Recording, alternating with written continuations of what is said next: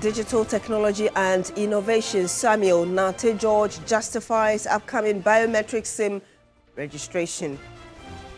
Also on the program, Labour Minister says government will engage stakeholders to ensure resolution of issues which led to strike by Clogsag as group suspends action. And much later on the program, access to safe blood remains critical as hospitals face shortages, prompting health authorities to encourage more voluntary blood donations nationwide. My name is Beatrice Sedu. Thank you so much for joining us on the program this morning.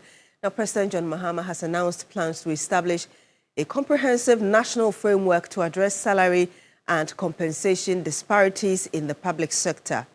Speaking during a meeting with organized labor at the Jubilee House following a recent strike by the Civil and Local Government Staff Association of Ghana, Clogsag, the president said that an independent emolument commission would be tasked to develop a national emolument policy. I just wish to set the preamble by saying that this government has nothing to hide. What you see is what you get. We've come a long way from the period where you had two different economic statistics. The statistics that we give you are the true state of the economy. For the past year, we've been tightening expenditure, making sure we eschew waste so that we're able to grow the GDP in order that we can invest in infrastructure and grow the economy and thereby create more jobs. But until we all are on board and know that we must work together to grow the cake, create more employment, then we'll feel that somebody is enjoying more than the other. So I'll set the tone with my speech, but after that the Minister of Finance will also give you an indication of what the size of the national cake is. Cake is not our traditional food. If it's king cake, what the size of the national king cake is, so that we all know how many balls we can share. And all of us will come to the table and share it. Nobody is going to sit and then after some people have eaten, then what is left over we give to organized labor and other disadvantaged groups. All of us are tightening our belts together. Now, the Minister for Labour, Jobs and Employment, Dr. Rashid Pelpo, has commended the Civil and Local Government Staff Association of Ghana for calling off a strike and granting the government a 2-week window to address their concerns. Speaking exclusively to Labour Affairs correspondent Daniel Opoku, Dr. Pelpo said that the government will immediately begin engaging key stakeholders on increasing budgetary allocation to resolve the grievances raised by Clogsag before any further industrial action is considered. The Civil and Local Government Staff Association of Ghana, Clogsag, says its decision follows the receipt of formal communication from the government, assuring members of its commitment to resolving the outstanding issues. Executive Secretary of Clogsag, Isaac Bampoado, explained that the suspension is based on the government's assurances. He has therefore directed all members to resume work on Tuesday, March 24, 2026. National Executive Committee (EXECO) of Civil and Local Government Staff Association Ghana, Clogsag, on 17th March 2026, reviewed the appeal by government to call off the nationwide strike action and allow government 14 days to come to an amicable resolution of the issues with the salary structure and conditions of service of members of Clogsag. EXECO therefore has suspended the nationwide strike. All members of Clogsag are to report to work by Tuesday, 24th March 2026. The Minister for Labour, Jobs and Employment, Dr. Rashid Pelpo, praised the association for suspending the strike and allowing space for dialogue. We hope that within 14 days, all the areas, all the people that need to be consulted, agencies that need to be consulted, would have been consulted, and we would have been able to sit down and look at the way forward. Dr. Rashid Pelpo added that the government will immediately commence consultations with relevant stakeholders to address Clogsag's concerns.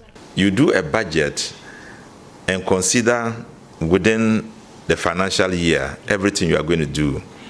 Now, if something comes within the space before you end the financial year, it means that there is an intrusion into an established approvals by Parliament. And so in that respect, you have to now do a lot of consultations.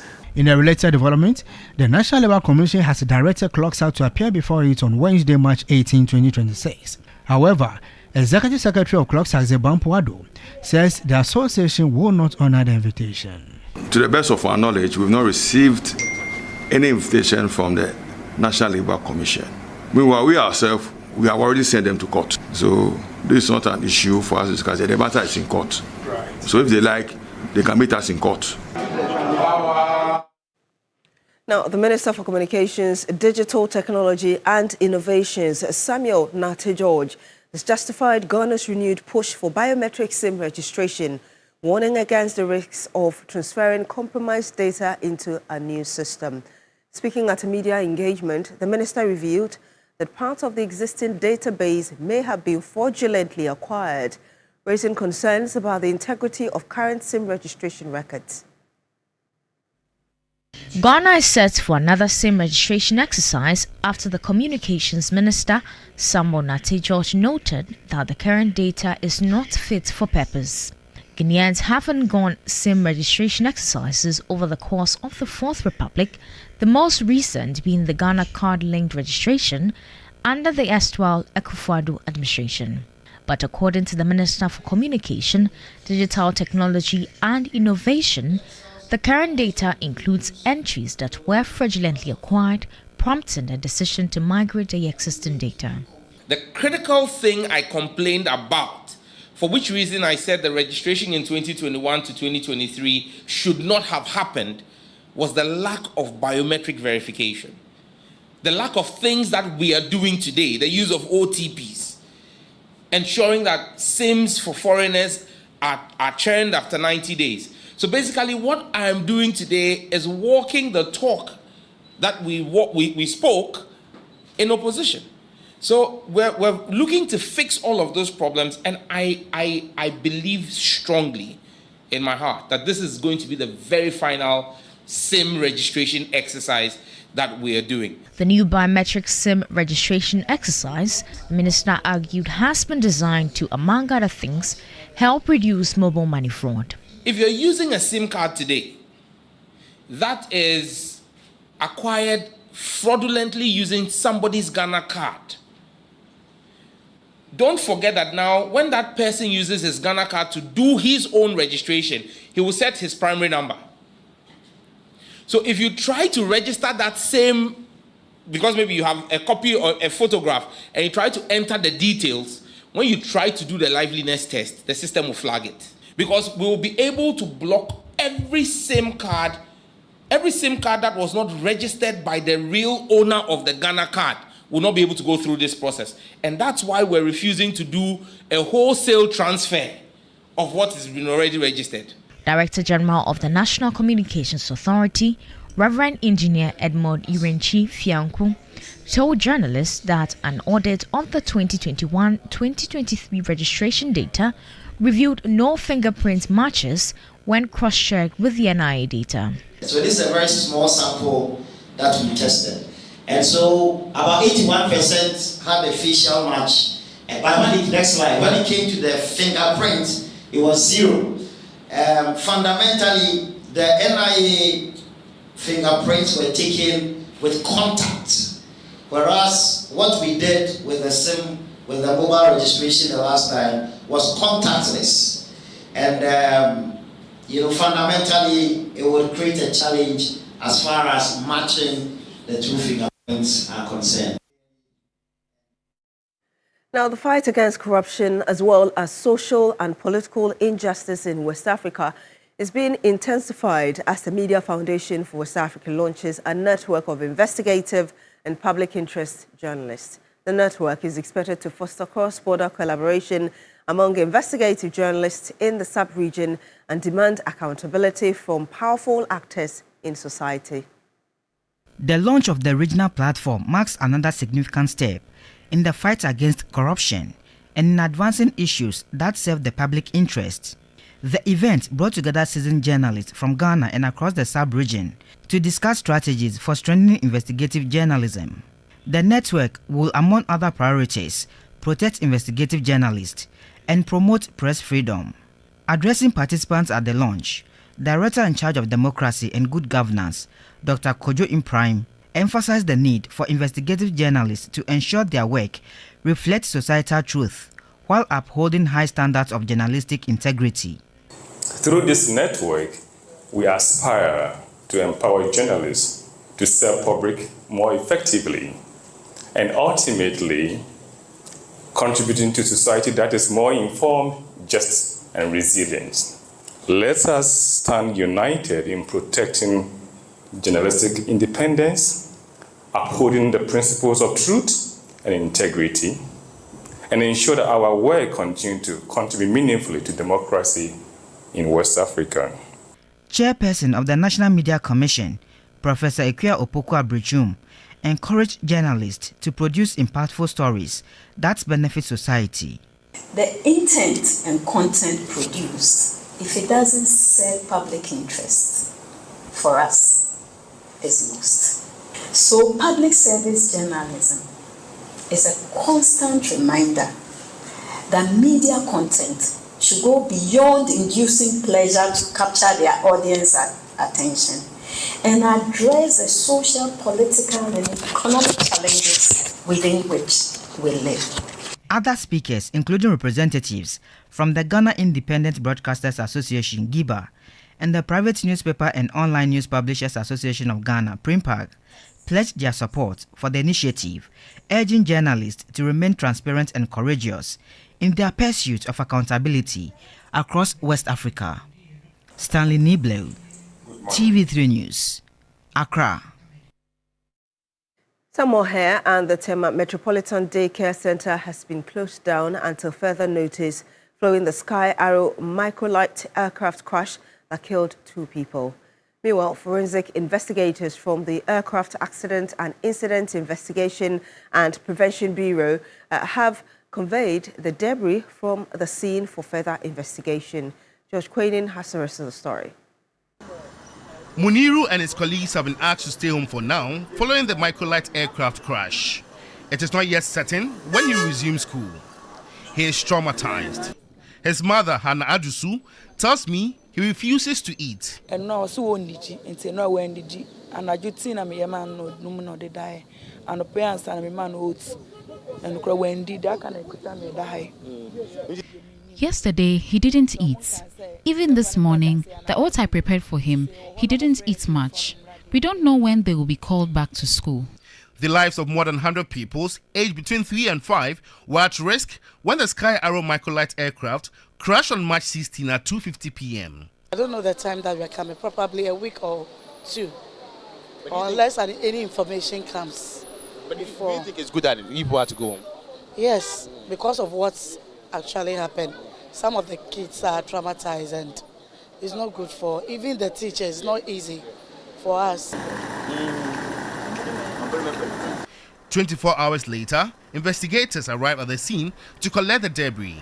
Personal items of victims, including mobile phones, handkerchiefs, keys and 5 Ghana cedis were retrieved. According to the Commissioner of AIB Ghana, John M.K. Wumboti, the aircraft has no black box, and he was quick to add that standard procedures will be followed in this investigation.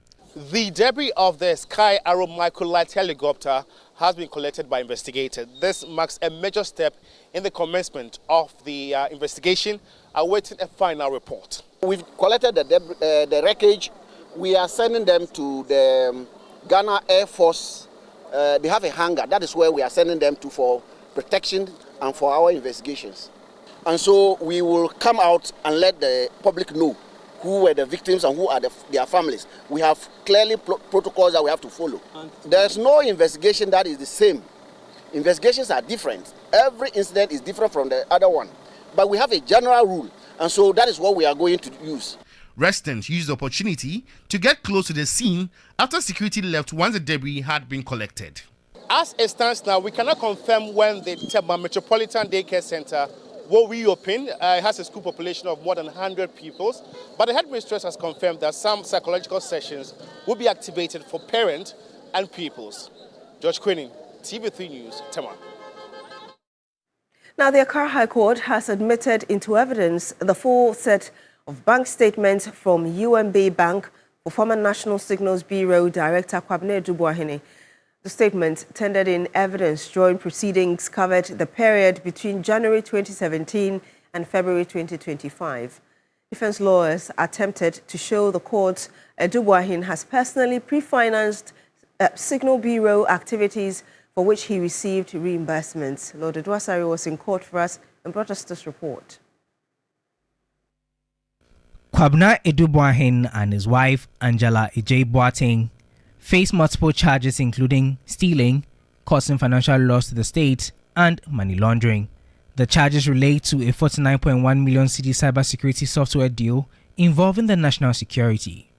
Lawyers for the accused, led by Samuel Atachia during cross-examination of the prosecution's second witness, established a pattern of deposits made by the former National Signals Bureau Director to the account of the National Security Coordinator to pre-finance operations. The head of finance at the National Signals Bureau, Ruby Edith Edumwa, admitted in court that without the infusion of approximately 2.7 million cedis and 1.6 million cedis at different times into the coordinator's account, payment to Ability Computers and Software Industries of Israel would not have been possible. The witness also acknowledged that at some point, the national security was cash-strapped, with a balance of about 11,000 cedis in the National Security Coordinator's account, a situation that required Kwabena Duboahene's intervention. Responding to a question concerning an email sent by UMB Bank to the Economic and Organized Crime Office regarding the bank statement of Kwabena Duboahene, the witness affirmed that although the statement covered the period from January 2017 to February 2025, the Attorney General had not disclosed the entire document. Lawyer Samuel Atachia therefore urged the court to admit the full bank statement from January 2017 to February 2025 into evidence, but Principal State Attorney AC Denta Yanka objected to this submission. She argued that the document was not authored by the witness and therefore she could not speak to it. In his ruling, Justice Francis Achiponga noted that the documents would be admitted as evidence since the statement had already been partially tendered without any objections. This means that the courts will be able to rely on the bank statements as evidence during the trial of the former National Signals Bureau Director. The case continues on Wednesday, March 18. Lord Edwasari, TV3 News, Accra. To the Ashanti region now, where the Ashanti South Regional Police Command has announced the arrest of 3 suspects linked to the murder of the Kumasi Kosasi chief at Aswanse, Kumasi. Ashanti South Regional Police Commander DCOP Joseph Nyaba briefed the media on Tuesday, the 17th of March. The suspect, Ilyasu alias Abodam, remains at large and efforts are underway to arrest him and other members of the gang who have since gone into hiding. The service remains committed to recovering all firearms believed to still be in the possession of the network. I wish to highlight that the scale of weapons recovered, the number of arrests made, and the links established to the Aswasi case underscore the seriousness and effectiveness of the operation. The service reaffirmed its zero-tolerance stance against armed robbery and the unlawful possession and trading of firearms, and will continue to pursue all individuals involved in such criminal networks with the full force of the law. On behalf of the Inspector General of Police, Mr. Christian Teteyonu, I wish to commend all officers who took part in this operation and who continue to discharge their duties with dedication and professionalism in safeguarding lives and property.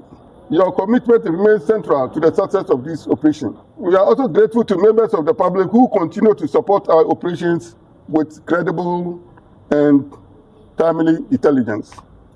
We encourage the public to report any information on the whereabouts of Ilyasu alias Abodam or any individual involved in the illegal trade of firearms to the nearest police station or call the police emergency line on 191 and 18555. All information will be treated with the strictest confidence.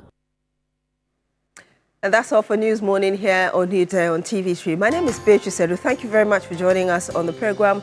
Do continue with us on Newday.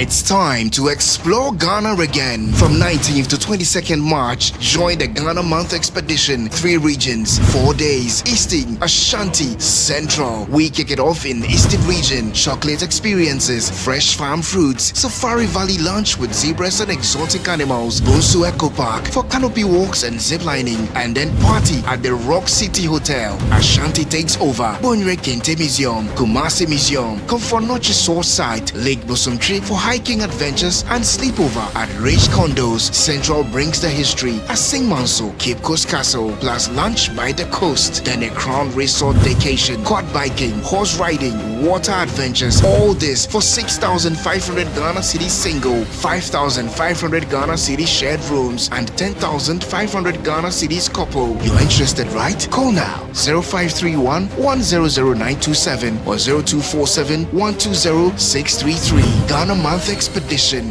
19th to 22nd March. Don't just watch Ghana, experience it.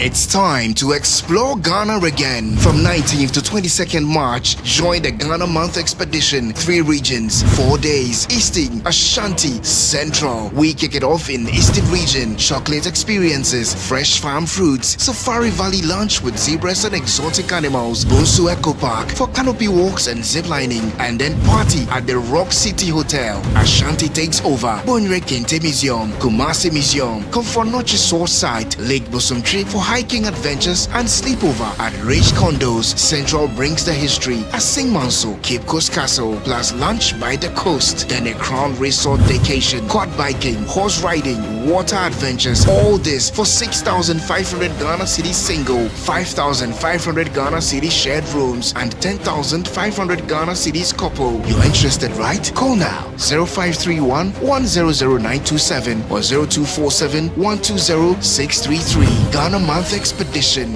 19th to 22nd March. Don't just watch Ghana, experience it.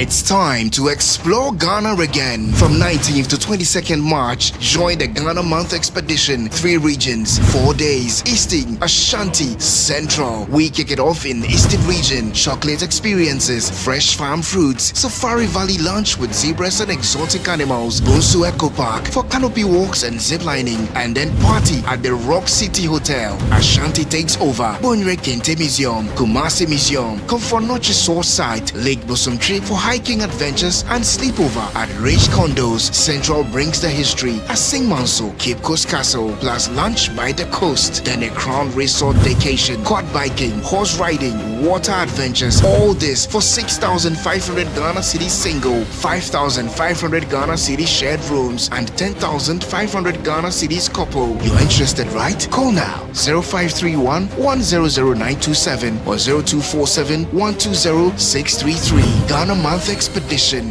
19th to 22nd March. Don't just watch Ghana, experience it.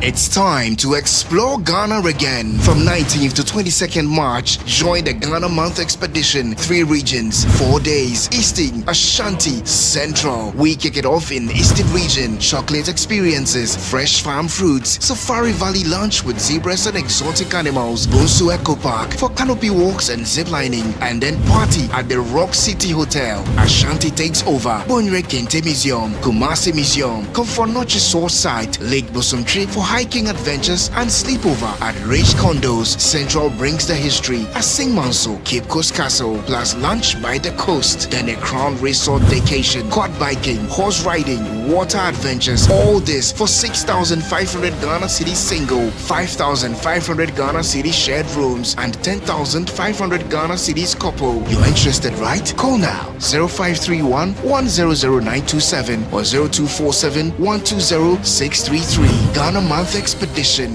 19th to 22nd March. Don't just watch Ghana, experience it. It's time to explore Ghana again. From 19th to 22nd March, join the Ghana Month Expedition. 3 regions, 4 days. Eastern, Ashanti, Central. We kick it off in Eastern region. Chocolate experiences, fresh farm fruits, Safari Valley lunch with zebras and exotic animals, Bonsu Eco Park for canopy walks and ziplining, and then party at the Rock City Hotel. Ashanti takes over. Bonre Kente Museum, Kumasi Museum, Comfort Noche Source Site, Lake Bosomtri for hiking adventures and sleepover at Rich Condos. Central brings the history at Sing Manso, Cape Coast Castle, plus lunch by the coast. Then a Crown Resort vacation, quad biking, horse riding, water adventures. All this for 6,500 Ghana Cedi single, 5,500 Ghana Cedi shared rooms, and 10,500 Ghana Cedis couple. You're interested, right? Call now 0531 100927 or 0247 120 633. Ghana Month Expedition, 19th to 22nd March. Don't just watch Ghana, experience it.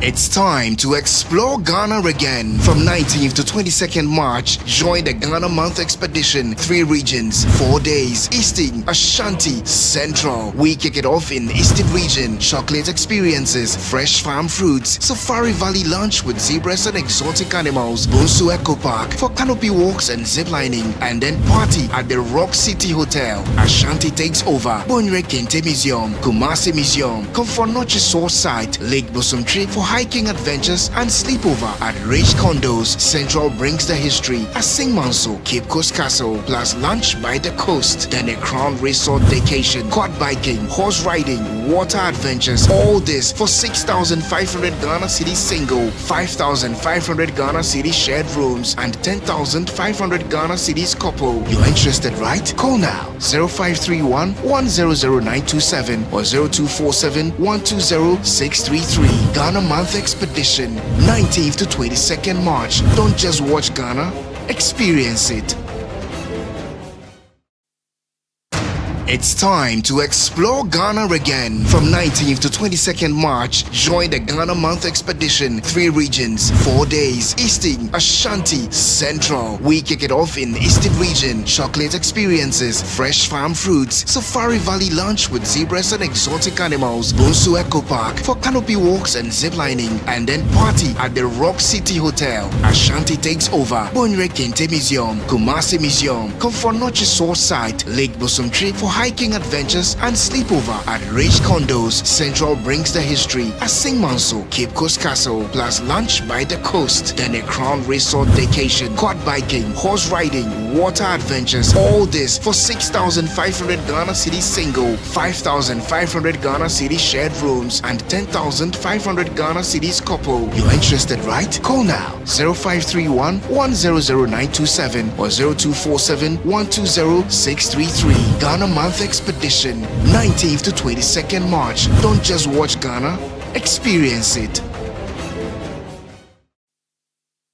It's time to explore Ghana again. From 19th to 22nd March, join the Ghana Month Expedition. 3 regions, 4 days. Eastern, Ashanti, Central. We kick it off in Eastern region. Chocolate experiences, fresh farm fruits, Safari Valley lunch with zebras and exotic animals, Bonsu Eco Park for canopy walks and ziplining, and then party at the Rock City Hotel. Ashanti takes over. Bonre Kente Museum, Kumasi Museum, Comfort Noche Source Site, Lake Bosomtri for hiking adventures and sleepover at Rich Condos. Central brings the history at Sing Manso, Cape Coast Castle, plus lunch by the coast. Then a Crown Resort vacation, quad biking, horse riding, water adventures. All this for 6,500 Ghana Cedi single, 5,500 Ghana Cedi shared rooms, and 10,500 Ghana Cedis couple. You're interested, right? Call now 0531 100927 or 0247 120 633. Ghana Month Expedition,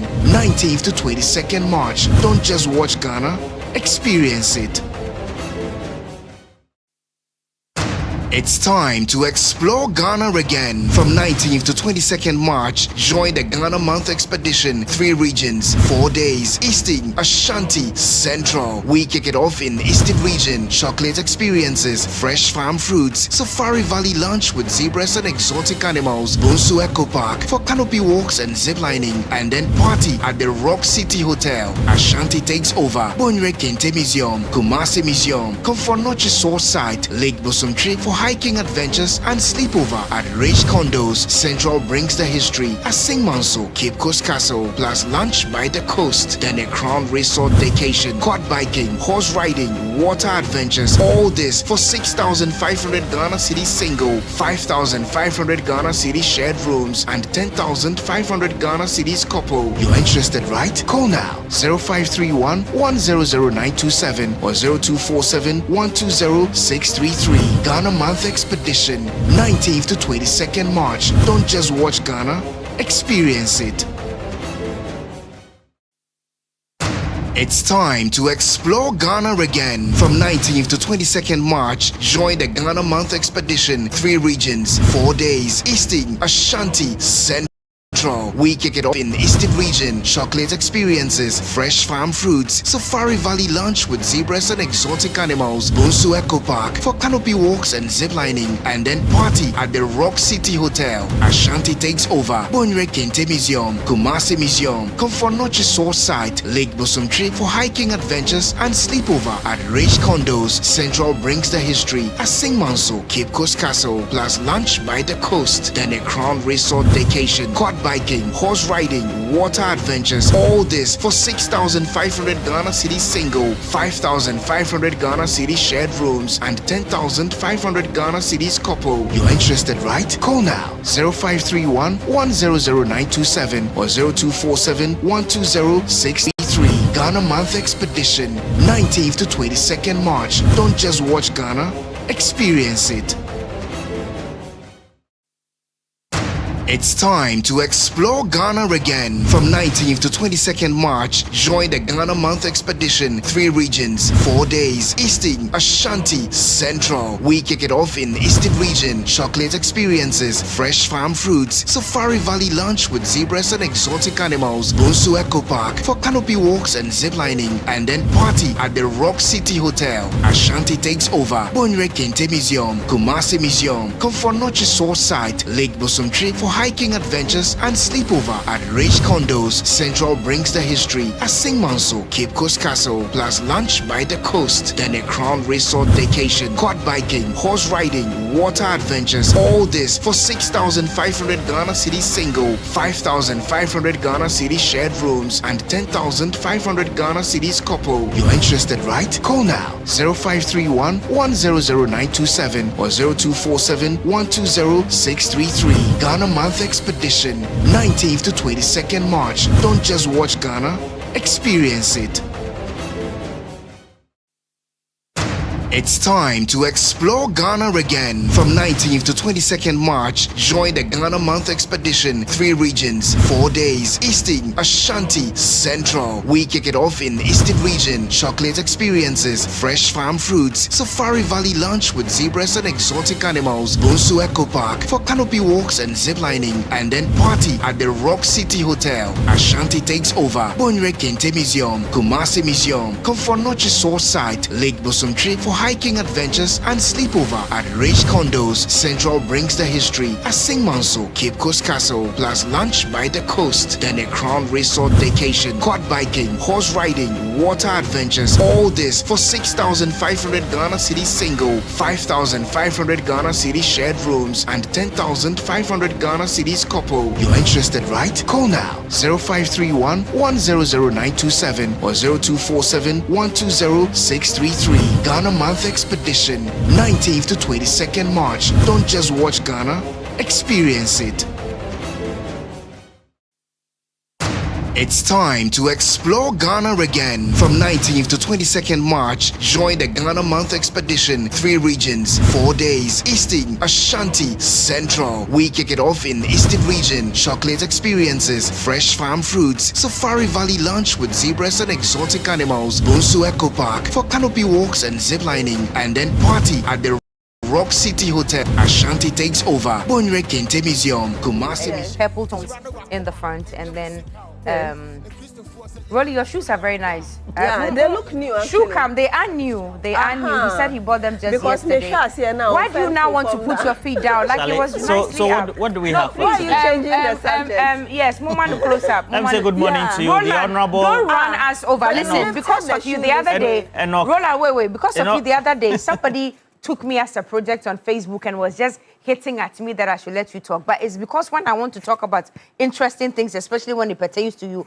I didn't hear. Roland, Roland, you don't take compliments well. Good morning to all of you. You look nice. Your shoes are beautiful. I haven't been well, so. Since when? What has that got to do with your shoes? No, seriously. So, but I like the shoes, and they look very well polished. I want to say good morning to all of you, and thank you for joining me for the show as well. Thank you for joining us for the show. We're live across social media. Just go search for TV3 Ghana. That's where you can get us, and then also get interactive. Let me say good morning to you, Chairman Prosper, great man.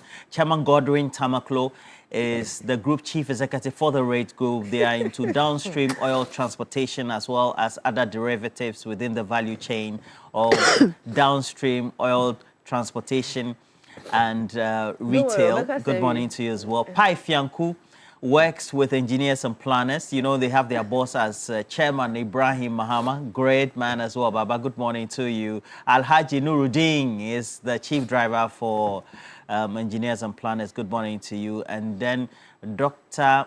Juliet Yaira Tenge of the Ghana Military Academy, Edmond Combat of the Tema Oil Refinery, and then of course we have Dr. Salifu Combat of the National Health Insurance Authority, who is in charge of the Upper East region. And all of you, thank you for watching us, especially those who tend to watch us from abroad. Kwesi Mensah in Albany, New York, Prince Nania, York, Zilis Dwayne in the UK, Uncle Charles Thompson. And then we have Neo Datemos, who is called Justice, who is in Finland. Mo Ibrahim is in Germany. Charlie, a lot of people. They can just keep mentioning. Money need money, of course. Money need money. Great guy. Okay. And you want to continue. A lot has been happening. We've had plane crash. Then we've had many other things to do as well. Is he talking to us? I don't know. Are you talking to us? You're on the show alone. You are by yourself. So please, yeah. Okay, so continue. So we'll just go through the things we have to do this morning. So let him continue. For our big issues conversation. Well, for our big issues conversation, we also want to take a critical look at the announcement that has been made by the Minister for Communications that the National Communication Authority will again be registering SIM cards. We know that under the Oswald administration, under the Minister Ursula Owusu-Ekufo, we did SIM card registration. We took you live to the various centers. This time we're told that there are not going to be queues, etc. So that's the promise. But really, the question then is, what is different from the last? All right? And then how are we going to ensure that all the scammers who tend to call you, even though your data and your line is supposed to be private and the content, who call you and scam you, that is going to cap or reduce? It's a big question as well. So we'll take a look at that critically. So make sure you stick and stay and join us for that conversation. Solomon also is coming. Jamu Tizati will be in the studio as well. So we'll have some great conversations thereof. But for this morning segment, what are we talking about? I forgot. What are we talking about? Cooking Pacha response to Roland. I wanted to do everything, but we'll do sports as well. What are we talking about? So can we finish the conversation we started earlier? Oh, please. Well, now we're on serious issues, not tangentials. So there's actually a message. You say you don't feel good. You say you don't feel good when I don't contribute. You don't feel good. Meanwhile, when I want to talk, you will not allow me. Why can't your skin accept compliments? What is it?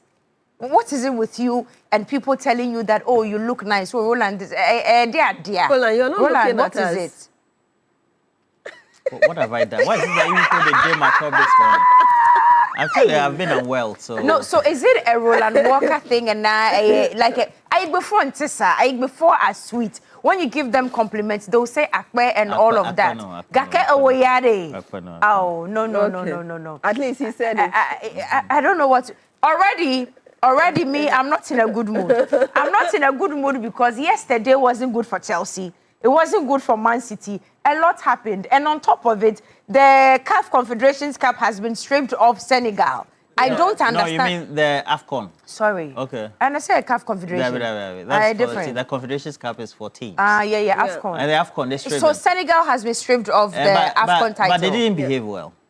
But did Morocco behave well? They were stealing towels and all of that. Did they behave well? No, listen. But the way Senegal... No, which of the teams? Either teams did not behave well. They didn't. It was both teams. They didn't. So you cannot pin it on one side. The trigger point came from Senegal.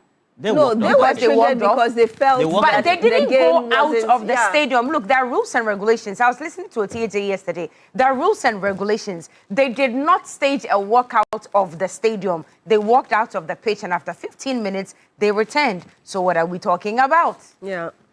Well, for me, I'm in favor of them being... I disagree. True. Because it will be a good deterrent. So that the next time we don't have an AFCON team who... because of officiating issues, are not happy, and then they walk off.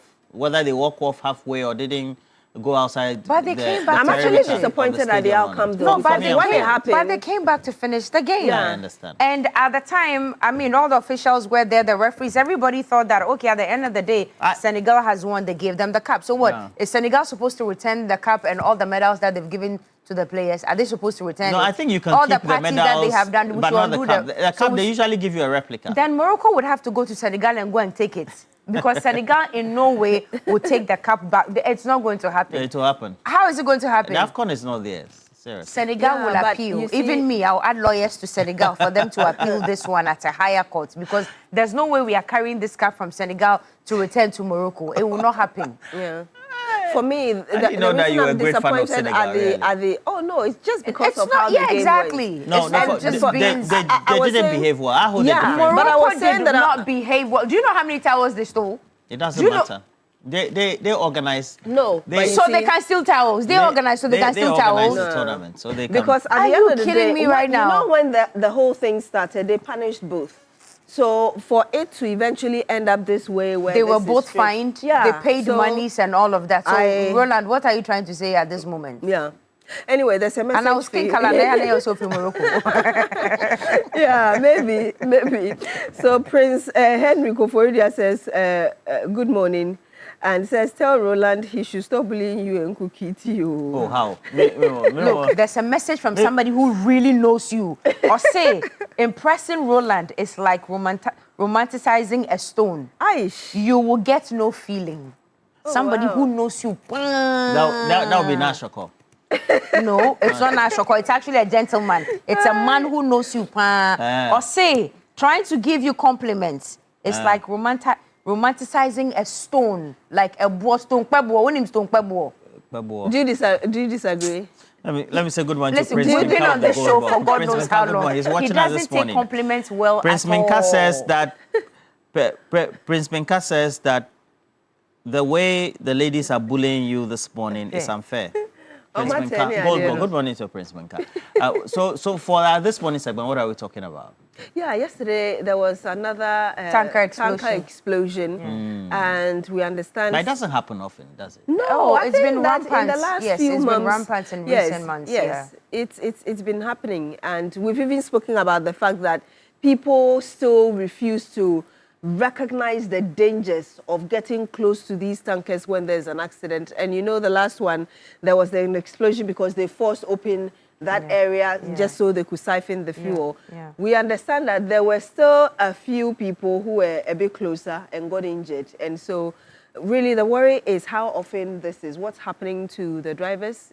What are the problems? And yesterday we are told that 12 firemen got injured after they actually doused the fire, and it was during the cooling that most of them got injured. As to exactly what happened, we are yet to know. Yesterday, Alfred Okanse spoke to DO2 Aka, and he had a lot to say. Sometimes driver fatigue sets in, they are tired, but they still want to be on the road.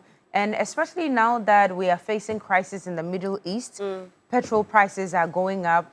To have it wasted, like in a whole tanker, which exploded, I mean, is a deep worry to many people. And we just want to ask you, and most of the time, really, You use the motorway a whole lot. I do not understand why these heavy-duty trucks and tankers cannot understand, first of all, and respect the slow lane and the fast lane.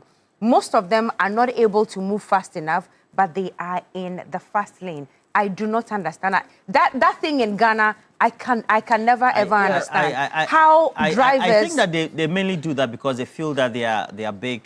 No. You know, and then they like move to the right.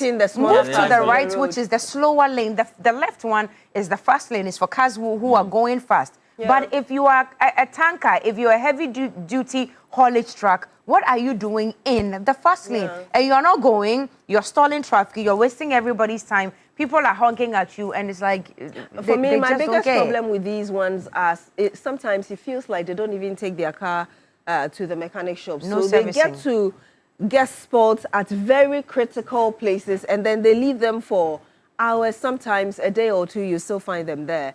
And for me, that's really what I wish we could look into as well subsequently. Why do they always get spots at very critical places? Roland, and they are left there for a very long time. There's a greeting for you from Ayurakwa Ayipe Richard. Okay, Ayipe Richard, good morning to you. Yes, says good morning to you, and that Great you should guy. Stop bullying us on the show. Yes. Great guy. Yes, Great he says guy. you should stop bullying us. So our question of the day is what? Safety on our roads. We want to take a look at that. Oh, and then yesterday... In relation to the fuel... and yesterday, unfortunately, the identities of the two men we lost in that microlight aircraft. I'm told that they are the son of the something Hebron or something. Yes, Hebron camp. And one of them is actually a pilot with 12 years of experience, and he was flying with his younger brother. And if reports we are hearing now are anything to go by, we are told the older one, who is the pilot, got married not long ago. Oh, no. Yes, just about 3 months ago. Oh, no. Yes, and the younger one also just got out of university, we are told. Very, very sad. Very, very sad. Their pictures are already circulating out there. If you haven't seen it yet, we'll talk more about it so you get to know exactly what's going on. But I think one of the biggest challenges is the parents losing. Yeah. Welcome to This Morning.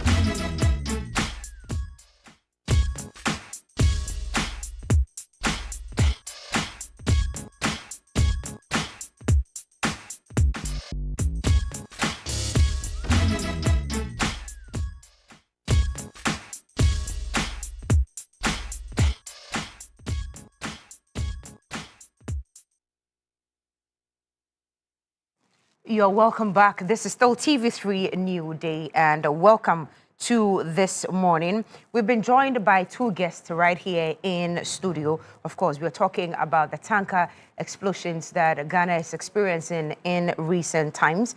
This morning with us here, we do have DO3 Godwin Mensah Seidu, Fire Engineer, Fire Safety Directorate of the Ghana Fire Service, and then Engineer Johnson Gagbo Jr., Head Consumer Data Analytics and Market Intelligence, NPA Head Office. Gentlemen, You're very welcome. Thank you. It's good to have you in studio. And I can imagine DO3 Mensa Seidu, it's been a busy season for you. Last year was really terrible in terms of fires, and already this month we are not done solving the micro aircraft crash in Tema, and yesterday we experienced a tanker explosion as well. From where you sit, what's the actual problem? Thank you very much, and let me use this opportunity to say a very good morning to the Chief Fire Officer, CFO Daniela Mausinto Sapong, the Director of Fire Safety, DCFO Lilia Shang Robertson, the Deputy Director of Safety, DO1 Michael Atokosa. Cookie. DO3. The problem is enormous. We can narrow it to compliance issues and, of course, accidents. Okay. Because for accidents, we have no control over accidents. I think a lot can be done to curtail this menace that we face. Okay. I'll come back to you again, but let me go to the NPA boss who's sitting here in studio with us this morning. We want to understand. There's been one too many in recent times, and a lot of concerns are being raised about safety. You are in charge of the safety of these tankers on our roads, making sure that rules and regulations are adhered to. Are your men doing something wrong? I would say that we are doing everything right to contain the situation.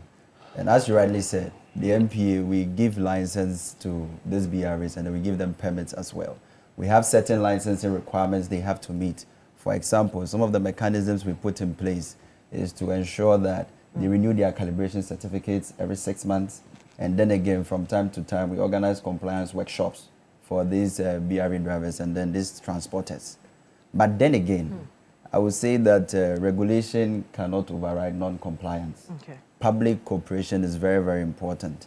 When you look at the Isawam incident that occurred recently, the reason why the explosion happened was because the public chiseled into the BRV, the bullet. Yes. They chiseled the bullet, and then that resulted in the explosion. Anytime a tanker is moving, it's carrying hydrocarbons. And you would observe that usually the header decouples from the bullet in most of the accident scenarios. And when you are carrying gasoline, very large volumes of it, as it flows, it generates static electricity. This electricity to just ignite with the fuel vapor. And when it gets any ignition source, maybe a running engine or maybe a lit cigarette or any heat source around, it can result in an explosion. Okay, you see, I was just going to ask you a question to stop you right there. Many people who are watching us this morning are normal lay people. It's the firemen who will understand, and some of these tanker drivers who will understand. What did you say? You said something calibration? Calibration certificate. We don't know what that is. So break it down and come to our level. For a lay person, when you say calibration certificates and all of that, what do you mean? So exactly what do you mean? What I mean is that we'll have a third party that will check. We'll check the integrity of the BRV system. And so they need to pass certain requirements. The BRV system? system? The BRV, that's the tanker, the Ford tanker. We call it bulk road vehicle in our parlance. So the Ford tanker. Okay. They'll check to see if, its measurement, they'll check the integrity of the system from the header, the coupling to the bullet system. We need to check. Once we ascertain that and it passes, then that BRV is fit to be on the road. Okay, how many of them are fit to be on the road per the text that you're describing to us this morning? So currently we have over 6,000 registered BRVs on our system. As at the end of last year, over 4,800 were in operation. Okay. Yes. So meaning that the leftover of about 1,200 were not in operation. So it means that they didn't pass all the tests that you have on your table. Yes, is that what it means? Some of them. Some of them. Now, you just described the situation to us, and the fireman will come in, that community members forcefully opened. You said there was a compartment called what? The bullet. So they chiseled it. That to me does not even make sense. First of all, a tanker has been involved in an accident. What will make a normal human being want to attempt something like that? Do they not feel and understand that it is dangerous? These are things that we've been complaining about over and over again, loss of lives here and there. Are your men or is your outfit not doing enough to educate the public on these things? All right. When you check the MP, when you check all our social media, you realize that public education is one thing we don't joke with at all. Okay. And my chief executive, he's keen on that. And so we are on rampant public education from time to time. But then again, I would say that the public have low risk awareness, some of them. And then for some people to, I would say economic reasons, they feel when they siphon this fuel, they can use it maybe in their vehicles and other things. But it is important to note that a siphon fuel is already contaminated. Right. Because the container in which you are going to convey this fuel may not be standardized. For example, you see people carrying buckets. That bucket has water in it already. That water will mix with the fuel. And then it will contaminate the fuel and then end up destroying your engine. So the fuel even siphoning is contaminated. And that's an example of what we are talking about is what we are seeing on the screens right now. So you're telling us that these containers that they are using to fetch the fuel already contaminated. Yeah, exactly. So you can't put this in a vehicle, you can't put this in a generator. It will worry your engine. It will worry your engine. So then why do we even have to go through this in the first place? Exactly. So this is totally needless, you mean? Needless. And then again, you see, if the BRV or the fuel tanker, if it is carrying petrol, petrol has a very, very low flash point, which means that it has a very low temperature at which it can lead to an explosion. And you realize that sometimes the fire doesn't even begin from where the tanker is, because the fuel vapors accumulate in the atmosphere, and it can move as far as 400 meters away or 200 meters away from the accident scene, looking for an ignition source. Once it gets that ignition source, within a flash, it results in a fire. And that fire even spreads faster than we can even run. I'll come to you now, because he probably will not be at the site when an accident of this nature occurs. And most often than not, yes, we do know that there's a deficiency in some of the stations the fast stations that we have in the country. But a lot of the times, if your men arrive on time, they'll be able to prevent these things. Let's talk about response time by the Ghana National Fire Service. Normally, what causes the delay? Okay, thank you, Cookie. Usually, it's a multiplicity of factors. You can attribute it to the traffic condition. The time of call is also very important, because if you are called late, you start taking off from the time you are called, which may affect the response time. So if there's also traffic, the area is being popularly high density, it affects the maneuvering of the fire tender to get access to the area. And most importantly, we do not have emergency lanes that the fire tenders will use, so we have to route on the normal road, which hinders on our response time. Let's go back to the image that we just saw. I'm sure that you are seeing it. Yeah. I've seen your firemen in the same proximity with these people who are fetching the fuel. When you get to a place like this, are you not able to stop the chaotic scenes that we are seeing right now? Your men are not able to do anything, or law and order at this time does not depend on the Ghana National Fire Service? Good. So it's a mandate. Ours is to respond and tackle the situation at hand. However, in emergencies like this, we do call in the police to come and do that security, prevent people from coming close to the scene. So probably, I think the police are not around. They should have done that to cordon the area and prevent people from coming into contact. But you see, that's what we're talking about, response time. Sure. I mean, how do we even give the excuse that the police are not around? The police must be around. Sure. Because if you've been able to reach here maybe in a record 20 minutes or 30 minutes max, why is it taking the police so long to arrive at this site? That's a very challenging question. There's no coordination between the two establishments? There is coordination. As I mentioned earlier on, the traffic situation also hinders upon this. And then also, most of these citizens, they are very stubborn. They belong to the stubborn academy, because they are not oblivious of the dangers associated with these tank rollovers. Okay, yet, when there's an incident, you see them massing there to siphon fuel, which is very dangerous. So as a matter of fact, our citizens need to sit up and be responsible for their own safety and the safety of others in close proximity. Now, since you're talking about safety, let's get into this one. In the first few minutes of an incident like this or a tanker explosion, in the first few minutes, what must be done absolutely and what must not be done absolutely? Thank you, Koke. So in the first minute, there must be total evacuation. The scene has to be isolated, minimum 300 meters in all directions, north, east, south, and west. Ideally, that's the first thing. 300 meters. At least that's the minimum distance of isolation. 300 meters in all directions, either for the north, for the west, south, and east. Then, of course, all ignition sources or activities must cease. Then, of course, the fire service or the emergency responders need to be called to attend the scene. Those are the first few things that must be done. Okay, but bring us some more education this morning. So in an instance like this, what are the very early warning signs that the tank is about to explode? What would you see?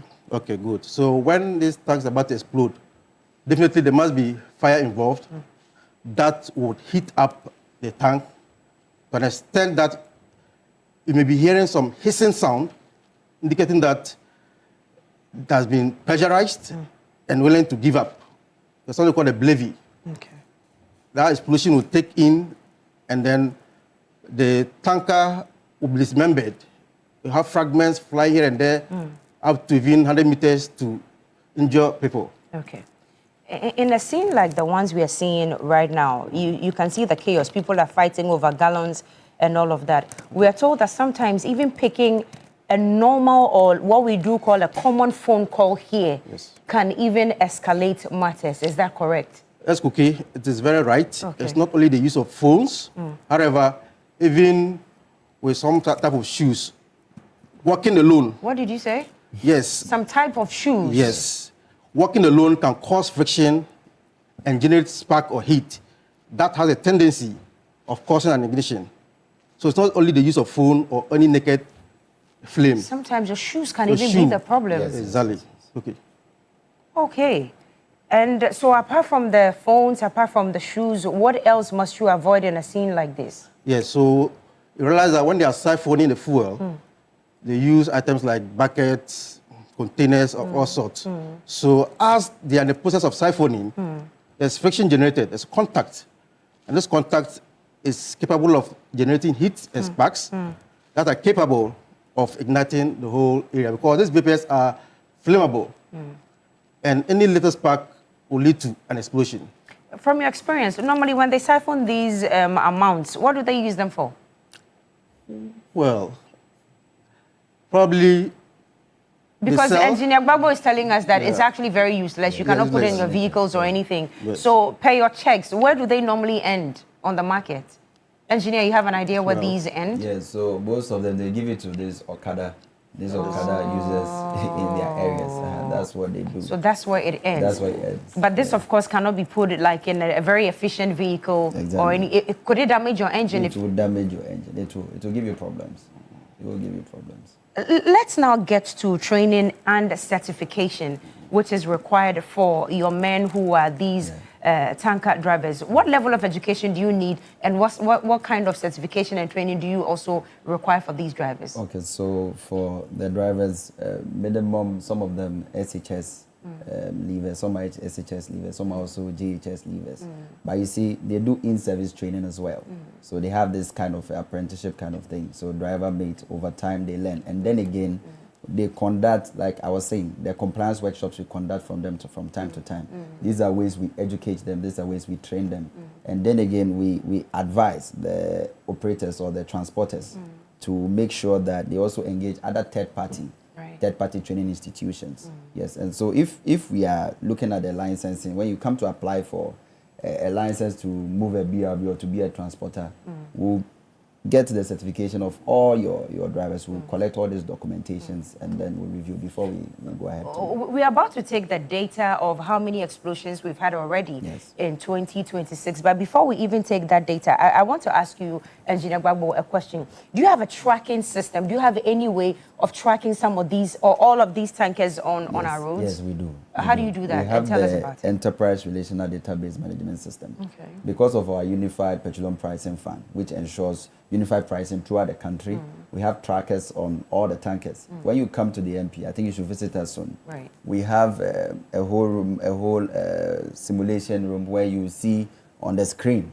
you see where the tankers are at every point in time. Even if they are parked on the system, we can see it. And so with this BRV that exploded yesterday, we knew it was at that particular place, at that particular time. Yeah. So we have the Google location in the system, so we can track. So we see all this. So it means that your outfit can even inform the Ghana National Fire Service. And so we have that even before. So there's that synergy between you. Synergy. Even before community members can even place the calls and all of that. Oh, that's some good education and this morning. He and his boss are even on our multi-stakeholder committee. Okay. So they're always in the MP. Even last week he was there. So you work hand in hand. Exactly. I want to go through some of the incidents that we've had. Gentlemen, if we can have it on the screen, we'll be very grateful. But on the 15th of January this year, we had that one at Nyangbo, Tafi Mado, in the Volta region, a fuel tanker overturned. And then on the 6th of February this same year, at Tabaji Junction, Elmina Central Region, we had another one overturned. And then in Sawam Accra Highway in the Eastern Region, on Valentine's Day, unfortunately, we had 4 Ghanaians burnt to death, several injured after the explosion. And the one that happened yesterday, Gomwa Potin in the Central Region, fuel tanker exploding and 12 firefighters getting injured. I'm going to come to you to update us on the condition of the firefighters. But the one that happened yesterday, you could tell that something like that had happened. Yes. So what in an instance like this, in the first few minutes, what does your outfit do? So quickly, we have a security and intelligence outfit. Okay. Yes, so for them, even when the BRV gets to a police checkpoint, when the police are unsure, they call. Okay. They call them. Okay. So yesterday, quickly, the SNI, they reached out. They even got in touch with the driver, actually, and then they got in touch with fire service and the Ghana police, the MTTD, on the road for them to contain the situation. As for the MPA, we cannot contain that situation. But what we do is that we would conduct preliminary investigations, okay, to ascertain if there's any regulatory breach. Okay. If there's any regulatory breach, so after preliminary investigation, we realize we need maybe more evidence or we need more documentation, then we work on that. Then they present a full report. When we look at the report, and regularly there's a regulatory breach or breach of any of our codes or any of our licensing conditions, then we apply our sanctions. Okay. It can go as long as revocation or suspension of license. Okay. And so that is why today, our chief executive is meeting all the BRV drivers, the transporters, is meeting them today. So your outfit would definitely conduct an investigation as to this Gomwa Putin one yesterday. Exactly. And if there's any violation of rules and regulations, the tanker driver, the owners of the will be taking on. You can assure us of that. Yes. In an instance like this, who is your first point of call? Who are you able to speak to? Because we are told yesterday that the driver was able to escape before the explosion. Yes. Could you speak to the driver? Yes. Our security and intelligence team, they spoke to the driver. Okay. Yeah, they spoke to him. All right. Yes. Now, since I'm with you, let me just finish off with you before I come to DO3. Let's talk about the nature of our roads. Yes. Does it have any part to play in these tankers getting turned over and resulting in explosions at the end? Yes, you and I will agree that most of the roads we've outlined here on the list, they are very high.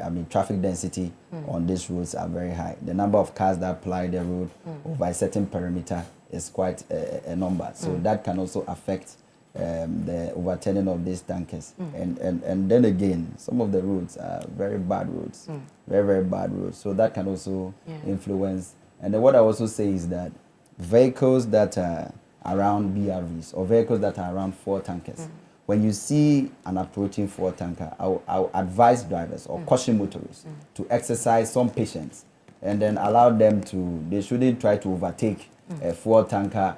And some of these things can also result in this accident. Okay. Are there, elsewhere, there are designated routes that tankers would use? You won't see normal vehicles or even pedestrians using that route. Do we have that sort of thing here in Ghana? And if we don't, are there plans? I know you don't work for the Ministry of Roads, but since you work in conjunction with them, is there anything of the sort? Just as the fire officer mentioned, that we don't have dedicated routes yet. We don't have that yet. Okay. But you see, for the tankers, the 4 tankers, usually they make stops. So when the driver is tired, he can stop along the journey, maybe at a close consumer retail outlet like a filling station. They can easily stop there and rest over and continue. Okay. So we have, for now, that's what we do. So they will rest before they continue, so that fatigue will not catch up with them, leading to some of these accidents that we are witnessing today. Yes. All right, DO3, let's come to you and your men. What's the condition of the 12 men? And we are told they didn't even get injured during the period where you were dousing the fire. So explain to us what happened. Yes, so as you said earlier, these are flammable vapors that are denser than air.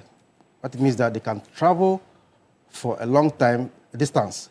For example, the vapors could travel, let's say, 100 meters. And when there's contact with an ignition source, there's going to be what we call a flashback.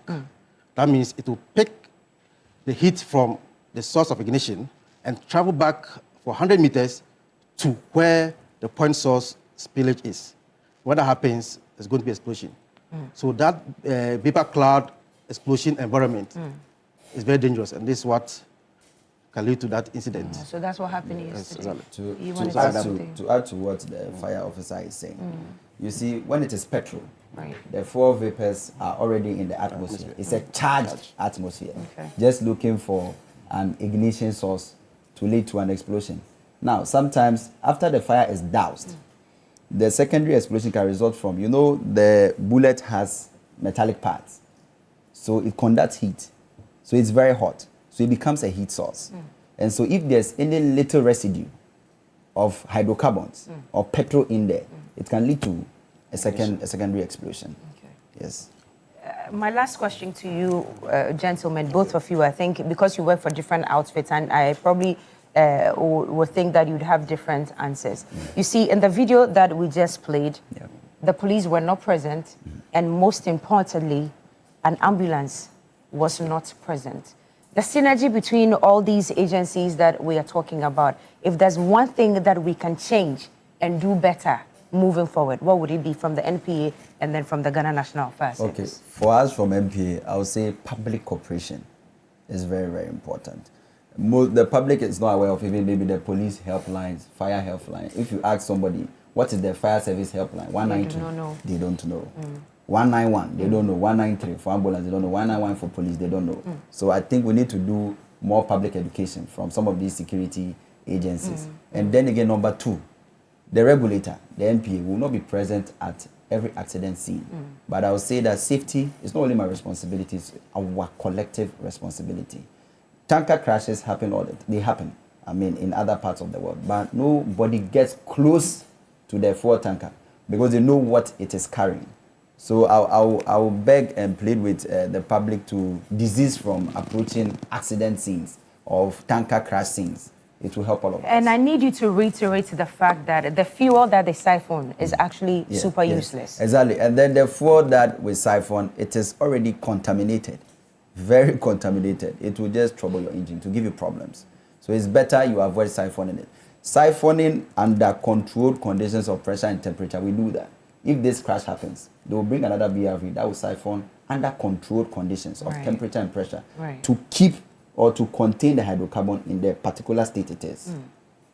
Thank you for the education this morning. I do hope that we are listening, and next time there's an explosion or a turnover of a tanker, we'll not even move close to it. And then the NPA, we are coming to a community closer to... I was just going to say that, they do these regular training sessions. Even here at TV3, I can testify that most often than not, we have firemen coming here to take us through drills and what to do in case of fire, but we don't normally see officials from the NPA. Eduji Tamaklo, good morning to you. You're on ground. You're on ground. Then let's feel you. Then let's feel that you are on ground, because this education is so much needed. So let's feel that you are on ground. Yes, Eduji, good morning to you. Yes, DO3. Okay. The coordination already exists. Okay. We are already doing much. However, I believe we can step it up a bit. And then one thing I also like to address is that I think the chief officer has directed that we intensify our training regime and the educational campaign in order to bring or curtail these incidents that are occurring. For that matter, we're going to really step up on the educational campaign. So we will do our part, we'll do the education, but as always, as we say, safety is a shared responsibility. So when we do our part, also expect the citizenry to also adhere to the safety protocols and live by up to expectation. All right. Thank you. Well, we thank you for your time this morning, and we do hope that your men are in better condition this morning. Sure. We wish them speedy recovery, and I believe that the states would also do everything for them to receive premium health attention in this dire time of need. DO3 Godwin Mensah Seidu is fire engineer, fire safety directorate at the headquarters, Ghana National Fire Service, as well as Engineer Johnson Gbagbo Jr., Head Consumer Data Analytics and Market Intelligence at the NPA head office. Thank you, gentlemen, for coming this morning. The education was very important, and that's my highlight of this conversation. Thank you very much. Well, let's continue this morning. Ramadan is almost over, and Ramadan means together with loved ones. Ramadan means together at iftar. Ramadan means together in spirit, and Ramadan means together with Lipton. So this season, make every moment better with a warm cup of Lipton Yellow Label tea, brewed with love and served with a smile. Share more meals, check on loved ones more often than you do, and spend more time in reflection and conversation. This Ramadan, do more with a cup of Lipton, because tea is for togetherness. It's still TV3 Newday. We take a break now. When we do return, the big issue will be here with Roland Walker.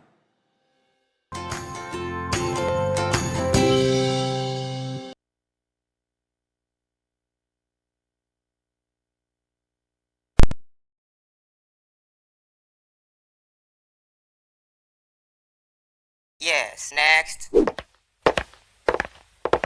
Hey, Nadia Benson, Me didn't turn to Mr. Freddy Calico, just call me cockroach. Now, Mr. Freddy once in a. Hey, that's you. Improve car, yeah. Captain Mosquito, double the accent.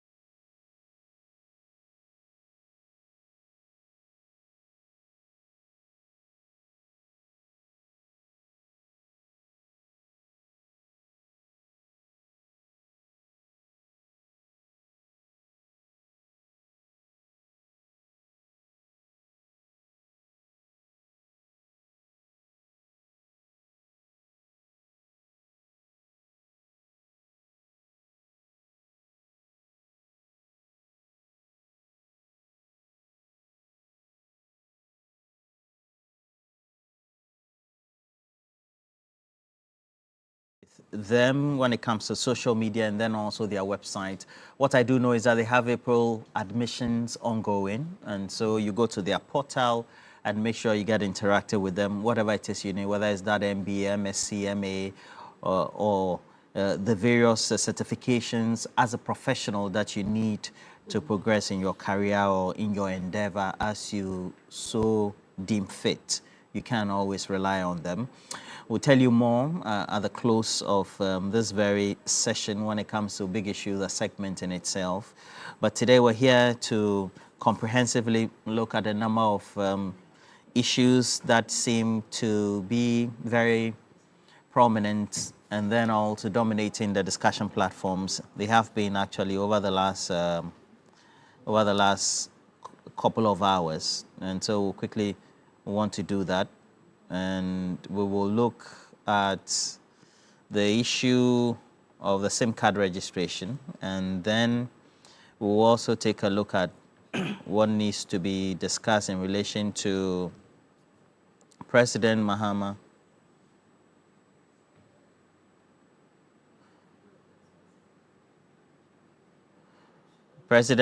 doubling security recruitment to 40,000, ordering expansion over the next 4 years as well. So, but let me just quickly introduce our guest for the morning. I have Chief Executive for GIFEC right here, Rashid Tanko. Good morning to you. Thank you for joining us. Good morning. And then also I have Aaron Esieduentri. Good morning to you, Aaron. How are you? Great. Great, I'm well. And of course, Solomon Owusu is here of the United Party. Good morning to you, Solo. Good morning, Roland. A lot has been happening. A lot has been happening. I mean, I understand CAF has yes, given the trophy back to Morocco. I didn't know you were a football fan. Which of the teams, apart from Kumasi and Tekoto, I'm a Real Madrid supporter. Real Madrid? Real Madrid. I love Madrid. Hala Madrid in the casket. Closest papa. You like teams with history? Absolutely. I mean, teams that do not have history, don't waste your time on them. Yeah. And you know, Madrid was formed on the 6th of March, Ghana's Independence Day. So admittedly, every Ghanaian must be proud of Madrid. You understand? Alongside Kumasi Asante Kotoko. Absolutely. Kotoko, you know, Kotoko is in the DNA. Yes. And so we'll take a look at that. But when it comes to the SIM card registration, it's right on time that we also have the GIFEC boss right here, because it's been criticized in some quarters and then also accepted in some quarters as well. And so the discussion will be mixed reactions so far.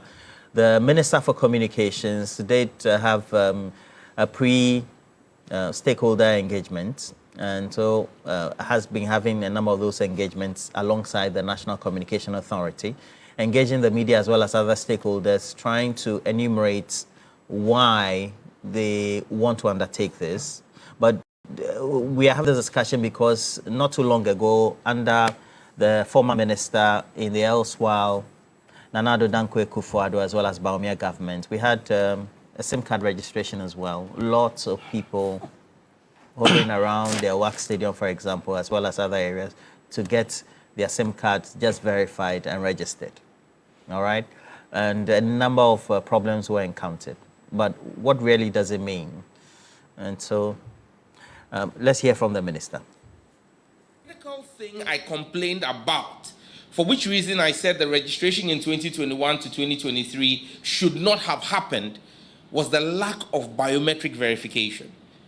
The lack of things that we are doing today, the use of OTPs, ensuring that SIMs for foreigners are churned after 90 days. So basically what I am doing today is walking the talk that we spoke in opposition. So we're looking to fix all of those problems, and I believe strongly in my heart that this is going to be the very final SIM registration exercise that we are doing. We're using a SIM card today that is acquired fraudulently using somebody's Ghana card. Don't forget that now, when that person uses his Ghana card to do his own registration, he will set his primary number. So if you try to register that same, because maybe you have a copy or a photograph, and you try to enter the details, when you try to do the liveliness test, the system will flag it. Because we will be able to block every SIM card that was not registered by the real owner of the Ghana card will not be able to go through this process. And that's why we're refusing to do a wholesale transfer of what has been already registered. Give back, boss. Make it make sense. That's your sector minister. Very well. Roland, let me say once again good morning to you and my good brothers, Sulu and then Aaron. Aaron, yes, Aaron. This is the first time we are meeting.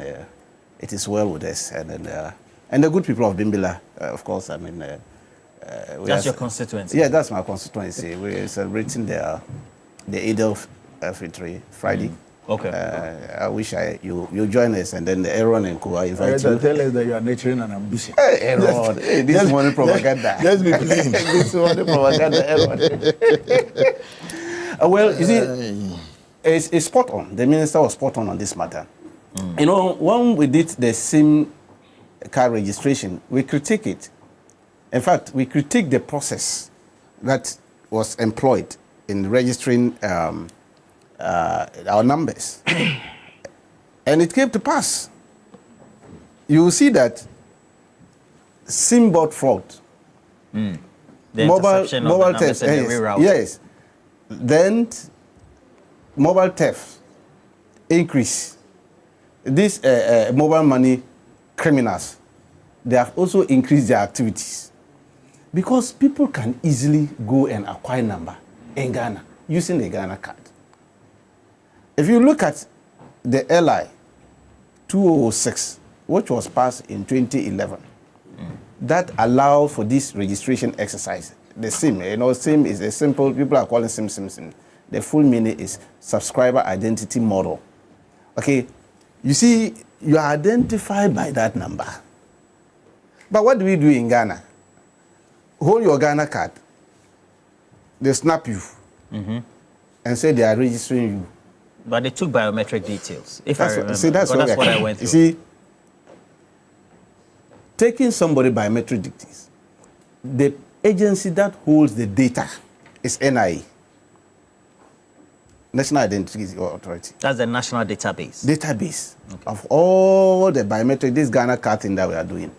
When they were doing the registration, the SIM registration, do you know that the NIA people were not part of it? The NIA people were not part of that registration exercise. They are holding the database. Yet, NCA and then the ministry then were engaged in these activities by not involving those who hold the primary database. Okay. And you see, and when we talk of biometric, there are three processes that you go through. What do you mean? I know that there was a letter at the time that we're discussing this, and I remember there was a letter internally that was coming from the NIA to the NCA, as well as the other stakeholders within the registration process, where they said there was no real-time verification.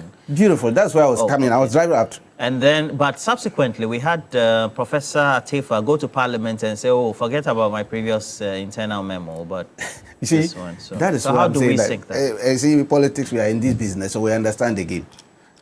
We understand the game very well. But you see, he's a technical man, and if you are in this business, real-time verification is key in identifying somebody. Look, first, in biometrics, the first thing that we do is identification. Identification is when you bring out your Ghana card. I just look at it and say, oh, Roland, I've seen your picture. You are the one. That's identification. But I have not verified you. You must go through verification. The verification is where they take the data on it to find out whether actually what is on the card is what they have on their database. That is the verification. Then they will now come to the final lab, which is the authentication. It must authenticate to be sure that the data that they have there is the real person standing in front of us. And that's where they have to take your fingerprint and your facial. And that's why when you are traveling at the airport, go to foreign country and see whether you can just walk into their country and pass through this thing, customs, without them going authenticating you. The place will put your this thing, either you go through your fingerprint or they will look at your face. The machine will scan you and see that that passport you are holding, you are real the person. That is not what we use when we're doing the SIM registration. And that led to all manner of persons. Just go to Circle right now, today, you can buy 10 numbers there. Just right now, as we are speaking. Take your car and go to Circle and say you want a number. You will get 10 of them registered. And then when somebody called you and you don't see, you go to Truecaller. But the and first exercise that we did, yes, under Esla Uso-Ekufo, was supposed to prevent these very things. And that's what I'm saying, because the we real took time biometric detail. There was this, they had these devices that you place your hand and you are saying that NIA has no recognition of them. Yeah, that's why we said the NIA database. When you go and match what they did, it will not correspond to their database, what they have in there. And that's why we have these fraudulent crooks all over the place. So now that is why you see that there's now a close collaboration between NCA and NIA. And so that there will be a real-time verification of your number. So that the number that I have is attached. So that when the thing that we are going to do, you see, interestingly enough, it's so simple that Ghanaians are not going to suffer. They are designing the process where you can sit in your room yourself, just on your phone, and do the process, the verification, so that your number is attached to the NIA people who can authenticate and say that, Roland, this number is really the data that Roland is giving us. It's really the person. So that nobody can use that your number. Really? That is what we are trying to do, to prevent, so that one man, one number. If you want two numbers, then you go back again to the same process, and they know that Roland is using an additional number. He's the same person. But right now, my brother, just wait. Somebody will call you a unknown number. Go to YouTube, and you see a female name, or you see some name that you have never heard before. And you see that, where is it coming from? And they are using this one and taking our rural people, especially our rural folks who don't understand it, taking their money, mobile fraud all over the place. And so government is trying to prevent this. Yes, they would have done something, but that was not a proper process of verifying the numbers. And that is what we are trying to prevent. Look, security-wise, it's dangerous. In Ghana, where people can just walk to the street. But look, I just came from abroad. I needed a number because the environment I found myself, there was no way I could use my Ghana number because I needed data. The process I went through, only God knows, just to use it for 1 week. That number, just 1 week. The hell I went through to get that number. Where? In Barcelona. And in the UK also, you can just walk in and then... It's not possible. I've been there before. Okay, what do you do? There's a process you have to go to. They have to do the identification first. You are the real person. What is your reason? Bring your passport. They check all your data and be sure that you are the person. Then after that, they now go through another verification process to be sure that that number you are going to use, what is the purpose for using that number? They go through all this. They take your email address and everything before they give you. You are just even going to use it for 1 week, not for life. And they check all this. That is why they are able to track criminals. But Ghana, these days, somebody will just swindle you and get your money. I don't know whether they've tried you before. So your mom money. Several of them do call. So, yeah. To track them, only hell God knows. They will take the money and remove the chip and throw it away. Because when they go back to Cycle and buy another chip again. But this time, what we are going to do, and make sure that if you try it, we'll track you, will get you wherever you are hiding. You will find out because your number would have been attached properly to your database and NIA. Really? Yes, that's what they are trying to do. Then National Signal Bureau, they are also part of this. National Security, they are also part of this process. So that they can have, because they are also taking the data from the NIA, and they can easily track criminals. So the data that was collected in the one done by Esla, where is it? Oh, but that can't data you just match it? No, you can't do that because that data is fought with all this problem I'm talking about. If you verify each of them, it will not be authenticated by the NIA with their database. That is the challenge we have there. That data, like what I'm telling you, if you just go to so that was fundamentally flawed. It was fundamental flawed because that matter, if they had involved NIA in the process, then we wouldn't have gone through this process. Because NIA has the primary data. They have it. All the Ghana, they are issuing it. Okay, so if they want to authenticate somebody, data very well. And that's why they see people are mixing these two things, biodata and then biometrics. There are two different things. Completely two different things. And so people are mixing it, thinking that, okay, what they did was just taking the biodata of people and say that, okay, Roland, this is your number, this is your date of birth, all that kind of thing, and they put it in there. They say, take your Ghana card, they'll hold it like this, and then they'll snap you and say, snap your fingers. I don't know what they are doing. when you go to register. That's what they do. Yeah. They're just the metrics is the analytics, but the fingerprints and all that. But now what we are trying to do is that verify and authenticate. And I'm saying that when you are verifying, you only take the data on it and verify that, look, yes, Roland is having a Ghana. So what happens to our friends and colleagues who are in the diaspora who already have their SIMs? They use it from that place. That is why they are saying that they need not to come down to do this registration. When the process is designed proper and all that, they have... It's virtual. It's not virtual as such, but it will be on app that they can go through. The verification process. When they do it, it will go to the NIA database. The NIA people will now authenticate that one.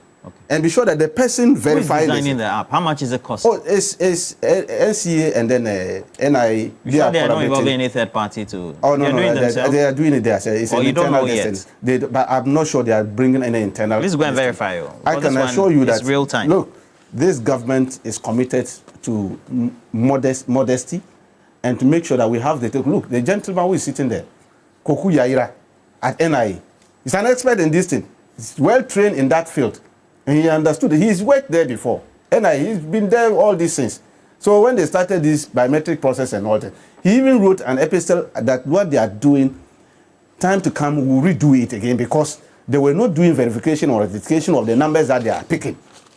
The telecos. To be in sync with the national database. And I'm saying that Artefo himself said it. But when there was pressure on him, he has to run to Parliament and tell them that this was not what he was intending to do. But I can assure you that we mean business for Ghanaians, for the security of myself and Aaron, so that they don't steal our money, our young people, and then we have to go through this process. Aaron, what do you say to this? You've been observing this. Yes. Roland, I think, first of all, I think the good people of Bimbilla should also get to know that their very son just came from Barcelona. He's having some dollars of him. So when he get there on Friday, they should know how to approach him. But to the main substantive matter, Roland, it cannot be accurate that my senior will say that the first registration did not involve the NIA, and I'll address that very soon. But you see, he started by even laying the foundation that this process started somewhere 2011, where the NDC was in power.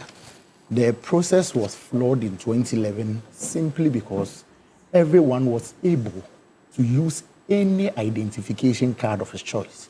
If you clearly even recall, during the EC registration, when we were registering for our voters' ID, people were even using the health insurance card. Same applied to the system. Remember, the Supreme Court has made rulings on Abu Ramadan #1 and #2, and it is why the 2011 SIM registration failed. So the first stage the MPP, after taking power in 2017, had to do was to resolve that basic and fundamental problem with identification. And that is where the national, the Ghana card came inside. And as such, after getting the Ghana card through 2021, then we started this registration, which I think virtually ended in 2023. Now, the process was very simple during the MPP's era under Minister Islam. The process was not simple. It was chaotic, actually.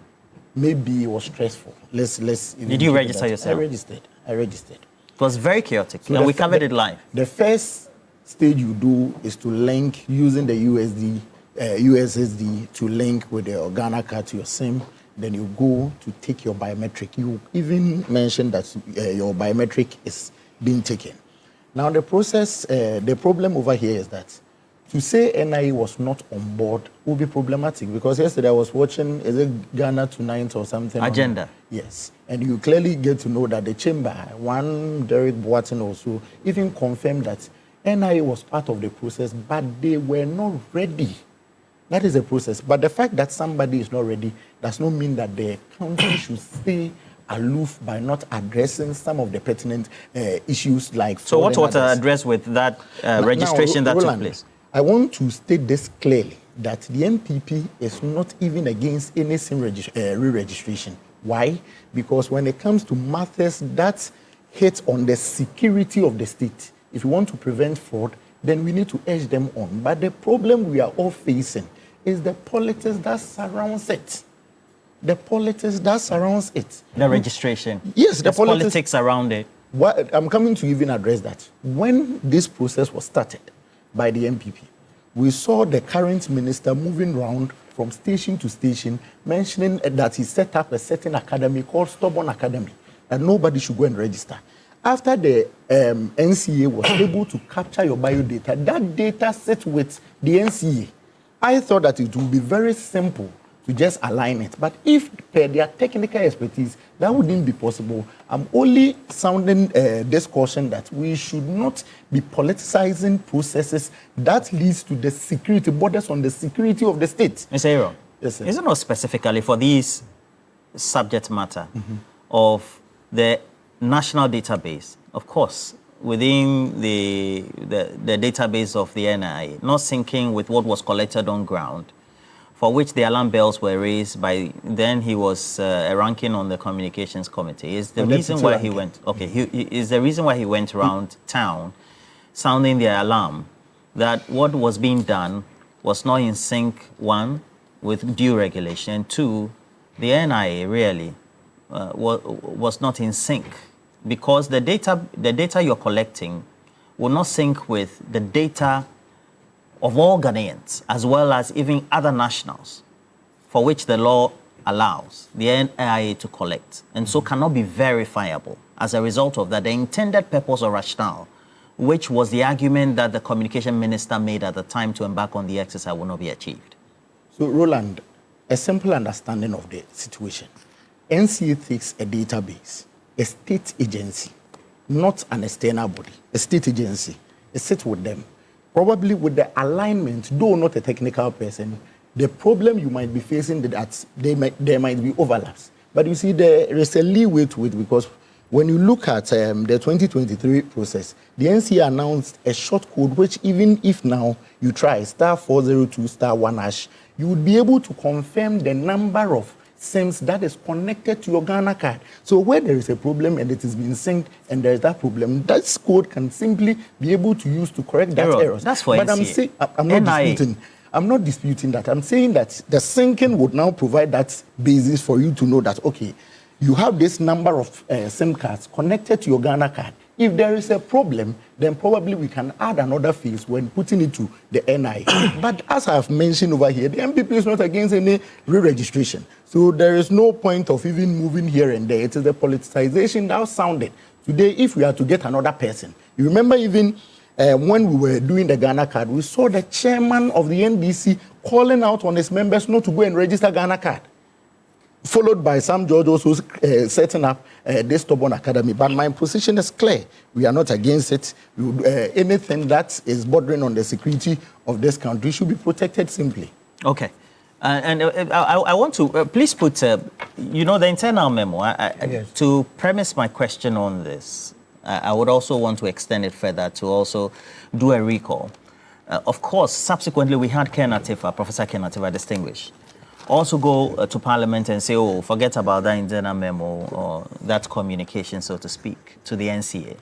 And please put it on the screen for me. And then if you can do that, we can verify that. So go forward.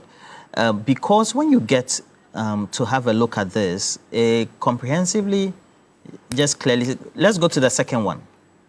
The second one. Can we go to this? It says that technically, the NIA is unable, that would be B, 2B.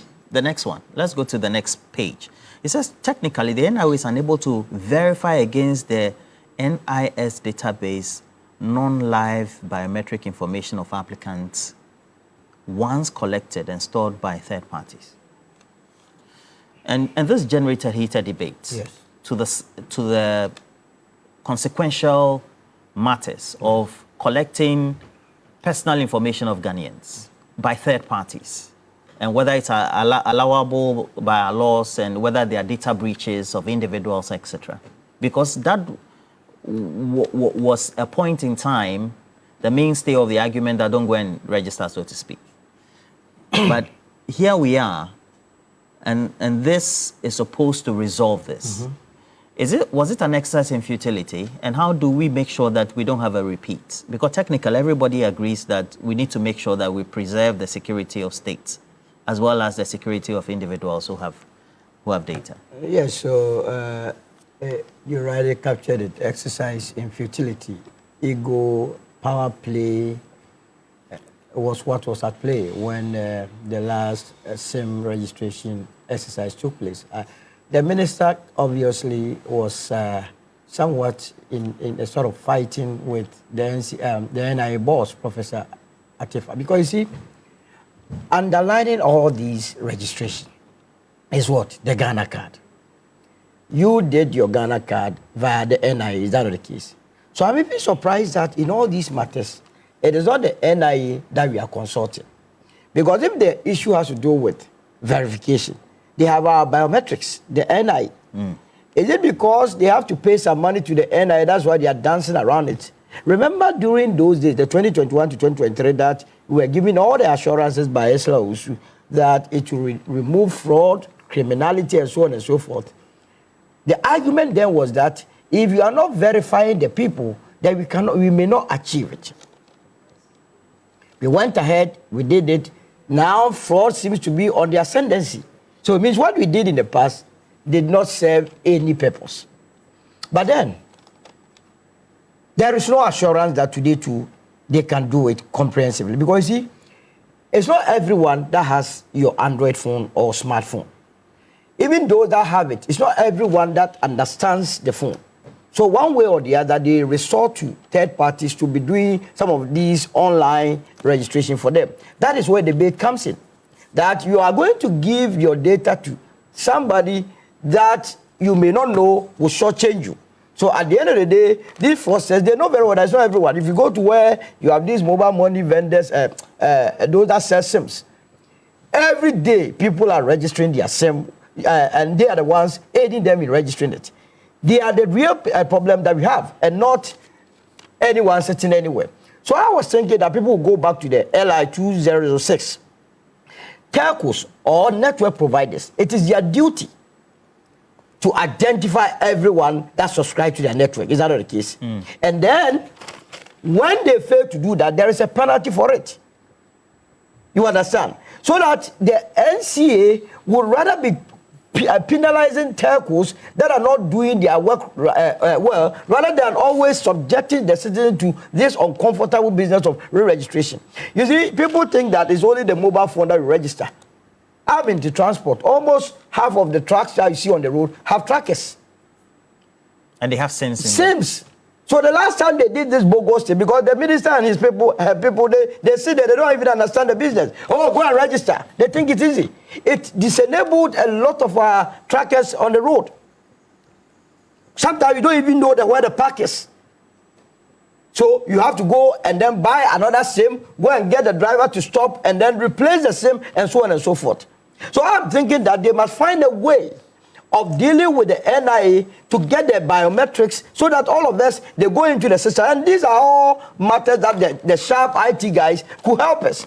Then they go into the system and see those that did not register rightly or those that lack the biometrics. If you call them to come and regularize their registration, fine. If not, if they don't come, you clear them from the system. And those of us that went through the normal process, the official process of giving our biometric features, go through. The last time they told us, remember the EC also uses this technology called the liveliness, which they told us that once that system is there, no one can bypass it. Was it not the same system that allowed people to be transferred from Seneagal or so to Pusiga? So I'm not interested, I'm not too much comfortable when they put their hope or trust in the system.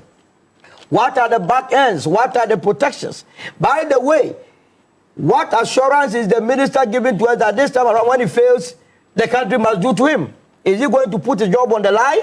Is he saying that if he's unable to, after the registration, there are still fraudsters in the system, he must be sacked from office or he must be in prison? Or what should happen? Because Esla Kim gave us the same assurance. Today she's chilling somewhere. Nobody is taking her on.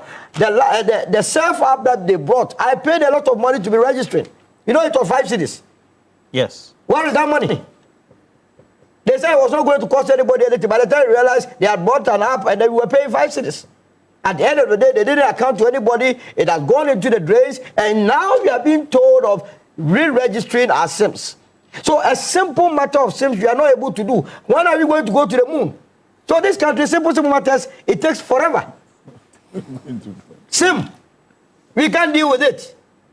It seems to me that Low-hanging issues is what takes our time as a country. You don't think this is important? Because right now you're there, immediately you get your account credited. Yes.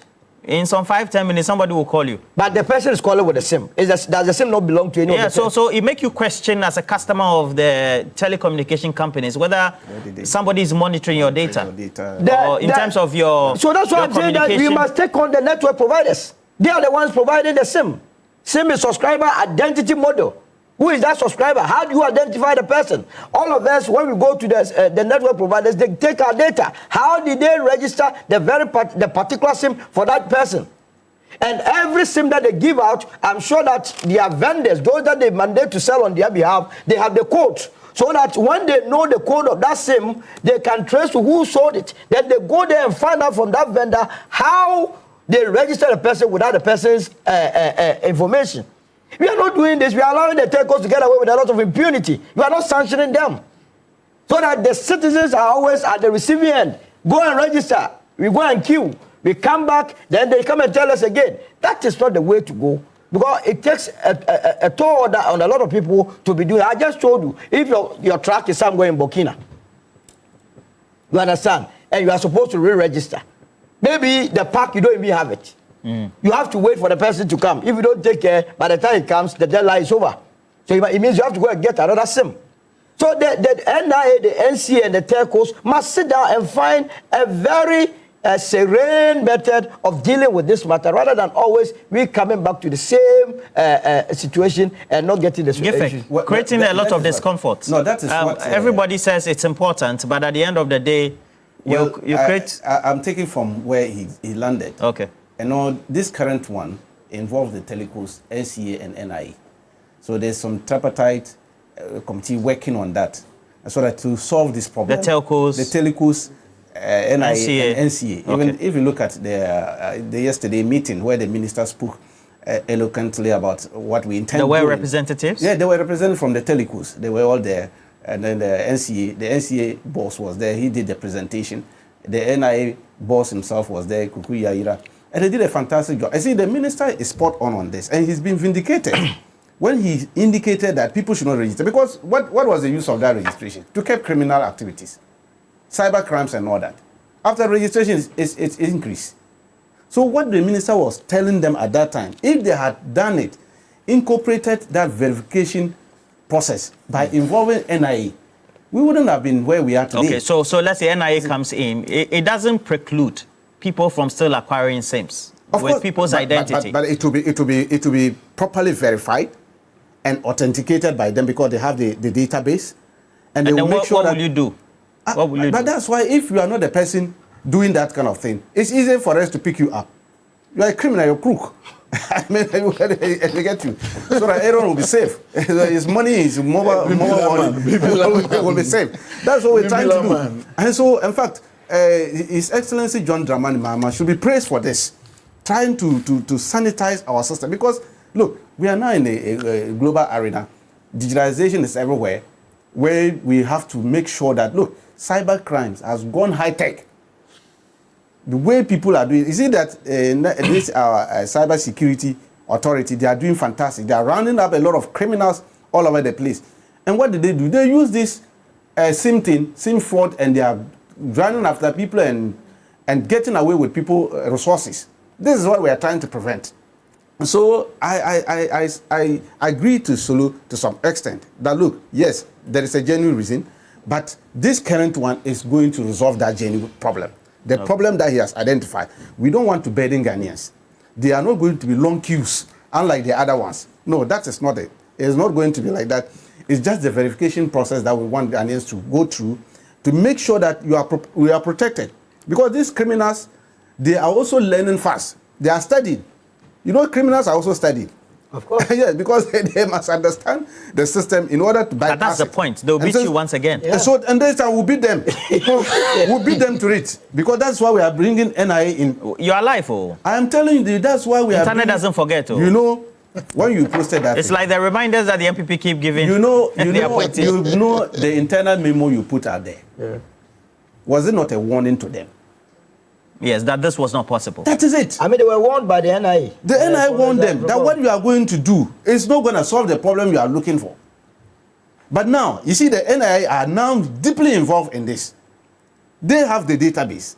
They have it. Okay, you have come to register Ghana card with them. They have given you a Ghana card. And so they have everything about you. Now you want a number to be used to make calls and mobile activities and all that. Now they have to be sure that you are the right person the number is given to. So NIA is there, and the telecoms are also there.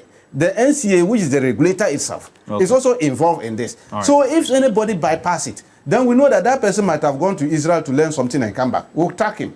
That's why we are bringing national security and plus cybersecurity. Signals Bureau. Signal Bureau. The famous Signals Bureau. The famous. They are also part of this.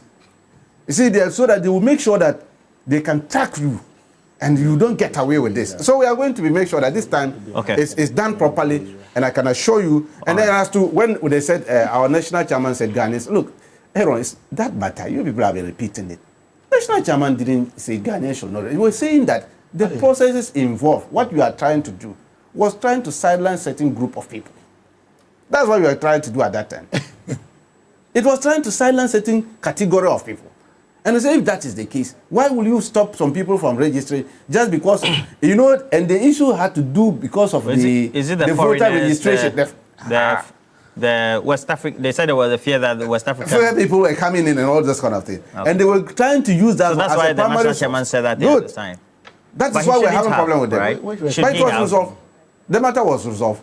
The chairman never stopped it. He has a Ghana card himself. Our national chairman has a Ghana card. He said, look, he's a responsible citizen, a former MP, a former minister. So he understands this. He's been an MP 3 times. So he understood all these things very well. But then people were trying to use it for politics. You know, they wanted to use Ghana card as the only primary source for registration. Is that not what you people are going to do? To register for electoral commission. And we stopped them. We had to stop them. Otherwise, but ultimately, shouldn't it be where we head to? No. I said the airline we pass. See, that airline, that's what we are saying, that at the time we paid the exigency at that time, the airline 206, which was passed in 2011 that you are making reference to. The exigency at that time, the technology that we are having currently was not there at that time. That is why we are repealing it now. Because I always say when it is out of order, you repeal or amend. Is that not true? And that's what we are doing right now. Okay. So there's going to be a new one. We are not going to use the same airline. Aaron, I can assure you, we won't use that one. We are going to repeal it completely. A new one has been drafted properly to take care of the current technology and all this kind of thing we are going to do, and so that nobody can get away from it. Okay. Aaron. Roland, I think he should be bold to call out his chairman when he makes mistakes. We were in this country that you passed this airline in 2011, making it straight that we need only the single Ghana card for all transactions. It is not the MPP that did that. You did it. Then your chairman goes out that you shouldn't register for the Ghana card. This is the same chairman who young people are in this country complaining about recruitment. And it goes out that when 500,000 people become police officers... Well, we'll be talking about the recruitment. I'll come back to that. This is the chairman. You want to be president. You should be cautioning him some of these statements. But I'm still maintaining my point that the security of the state is paramount. We, the MPP, are not against it. If indeed this will bring finality, that is what we pray for. And as such, we should stop politicizing this process. We'll learn as simple as that. So how do we make sure the right things are done? Quickly, then we'll talk about the president says that over 4 years they want to expand the recruitment processes and then the intake in excess of over 40,000, so to speak.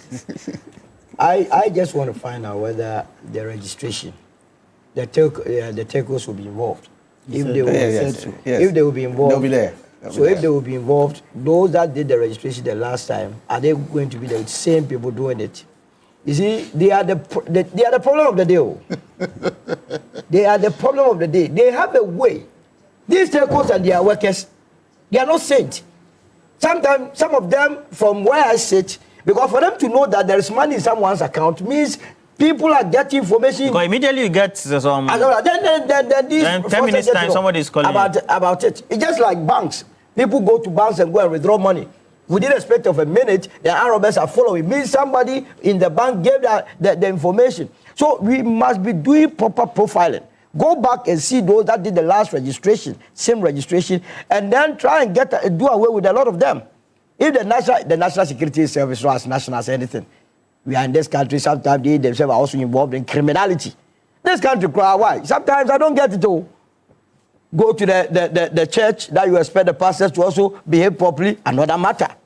You dash down to the mosque, another matter. So where sometimes can we go to? Sister New London. So if the national security is going to be involved, get the right set of personnel. But the telcos must be the focus. If they flout, if they allow their system to be used by people to dupe innocent people, they must be taken on.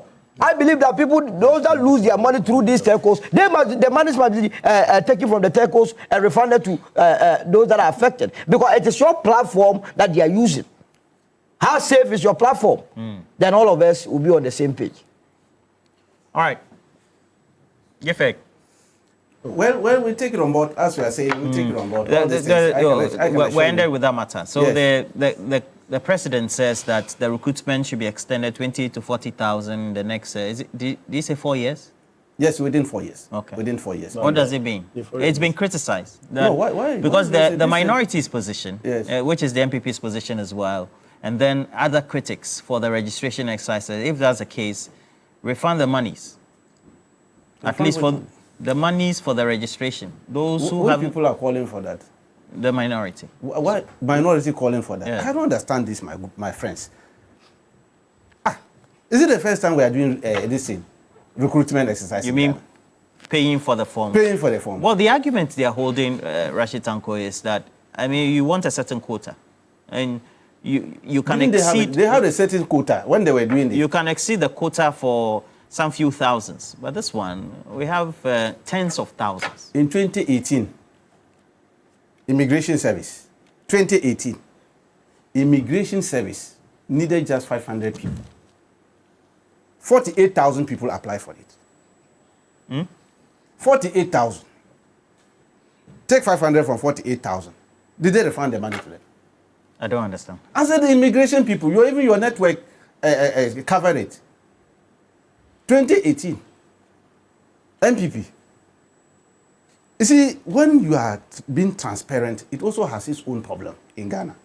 That's what I've come to realize in Ghana. As soon as you are too transparent in whatever you are doing and open up your gate, your house for people, then it also has its own problem. And transparency means transparency means allowing Ghanaians to come and apply so that you give them the opportunity, everybody, to see whether you are qualified or you are fit for purpose to go and do that process. But the problem is the numbers. Unlike our opponent, they open up, you don't go through any process. That ends it. The only thing is that you see people carrying their bag and going for training. Some even go 2 months, 3 months and they are back. They give them uniforms to wear. I can give you pictures. You go and put it there. You see some toddlers. I don't know how they got into the service. And you see some octogenarians. they were recruited at that time. You have the picture. I'll give you the pictures. We use it and we're telling them, how were these people recruited? Sometimes I move around when I get to the situation and I see some people wearing uniforms. I say, how did they get this man to the police? Or this, how did they recruit such a person? Because they just pick them from homes straight from their party offices. Oh, you can't make those conclusions. I can tell you, look, do you know the interior minister, then interior minister, who was Accra mayor, the Accra regional minister became interior minister. That fact, I've forgotten his name. Henry Quartey. You remember the issue in Parliament when he came and met them and spoke about this recruitment and even wanted to extend some to the MPs, and a minority then we rejected that. We said we are not going to accept this thing from you because we were looking at it in the form of a bribe. They were trying to do quotas and that time. And even recently, he said they were thinking that he was becoming too powerful. His own people. He made a statement recently. And that's where he got his own problem. He said those kind of things. You see, the kind of recruitment that went through under MPP regime, if we had to do that kind of thing, I'm sure, Roland, we would have been here talking about it again. We won't advertise, won't say anything. The only thing is that they will hear people are going for training. Bus load of people will be moving from constituency to training centers, the only thing you see is that ministers or DCs will parade them on social media and say, I've recruited this number of people in my constituency, congratulate me. And that's not what they were doing. So what's your point? That your level of transparency is now you're underway? Our level of transparency is what has led to this. That is what I'm saying, that Ghanaians must congratulate His Excellency John Dramani Mahama. He has opened up. Young people must sign up. They've already paid online. Hasn't that one? I'm telling you.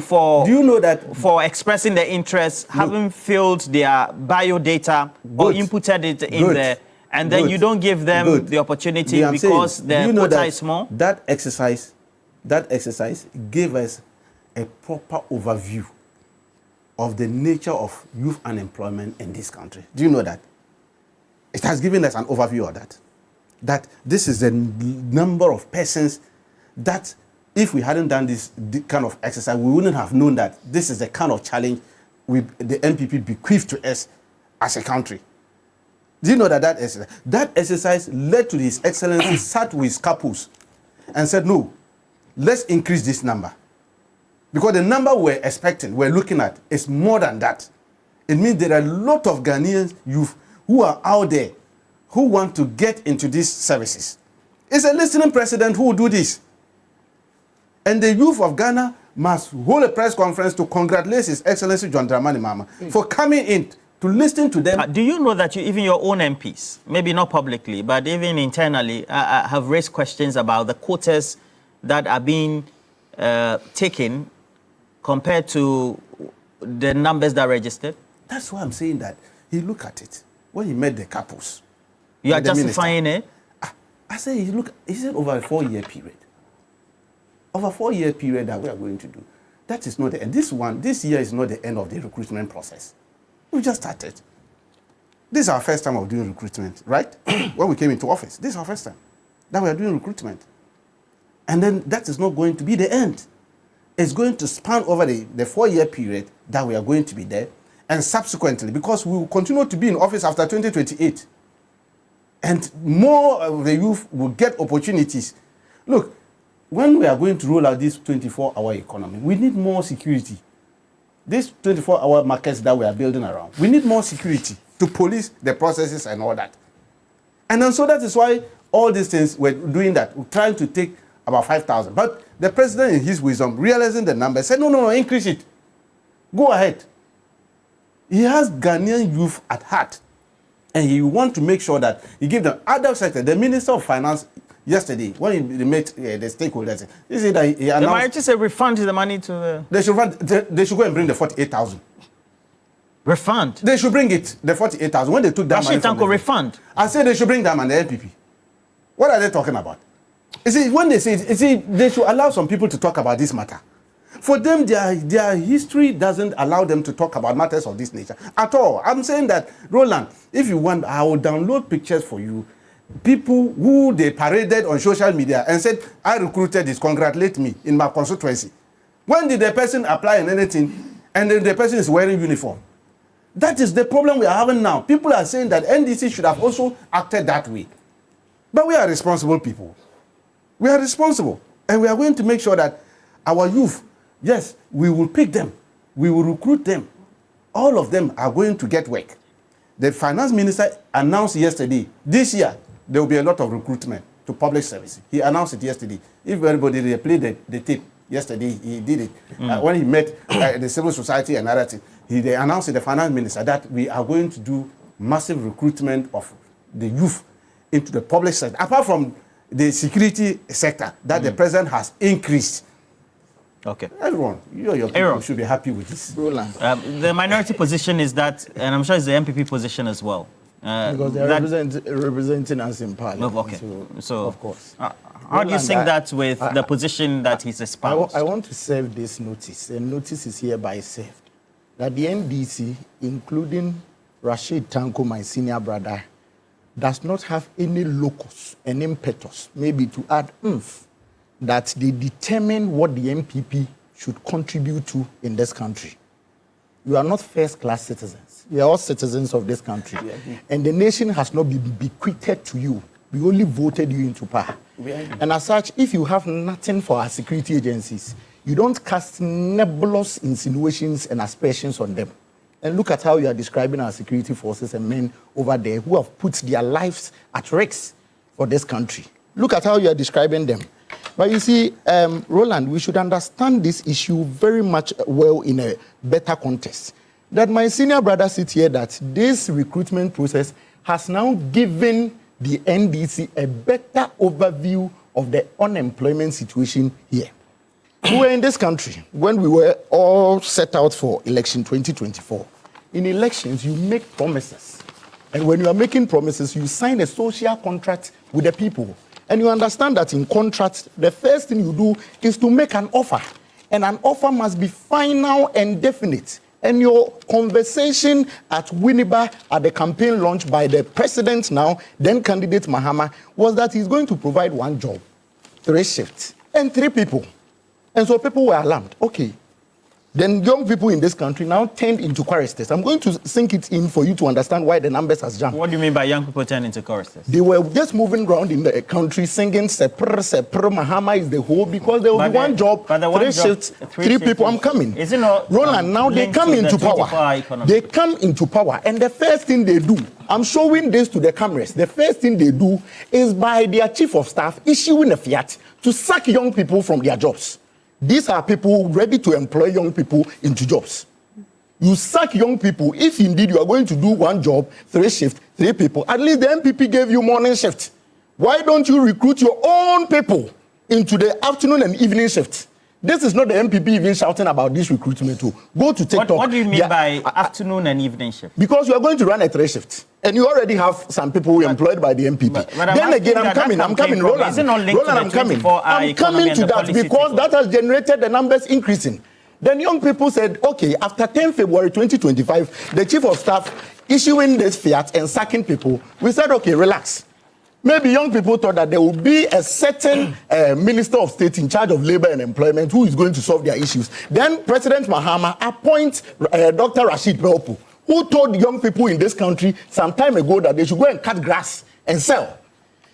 The sad thing is that, you see, how young people are so alarmed is that this minister has nothing better to offer them. He comes to set up... Which minister? Dr. Rashid Pelpo. He comes to set up, what do we call it, the 24-hour economy secretariat, a secretariat that even works from 8 to 5. They don't even run 3 shifts. Then you come and you tell us, I'm coming to link it. Hold on, let me finish. Let me land. Then the secretariat comes to tell us that the entire 24-hour economy is going to cost us $4 billion. And as such, government is ready to commit only 7% out of the $4 billion. Now, the question is very simple. Your own project that you thought about, you touted 10 young people in this country into choristers. You are ready to provide 7% out of that. That is $280 million. Roland, in April 2025, Minister Atoforsen's budget had nothing about 24-hour economy. It is only in budget 2026 where we are having 24-hour economy allocated 110 million Ghana cedis, equivalent to $11 million. Subtract $11 million from $280 million. And you see you are getting about 269. They even have to allocate.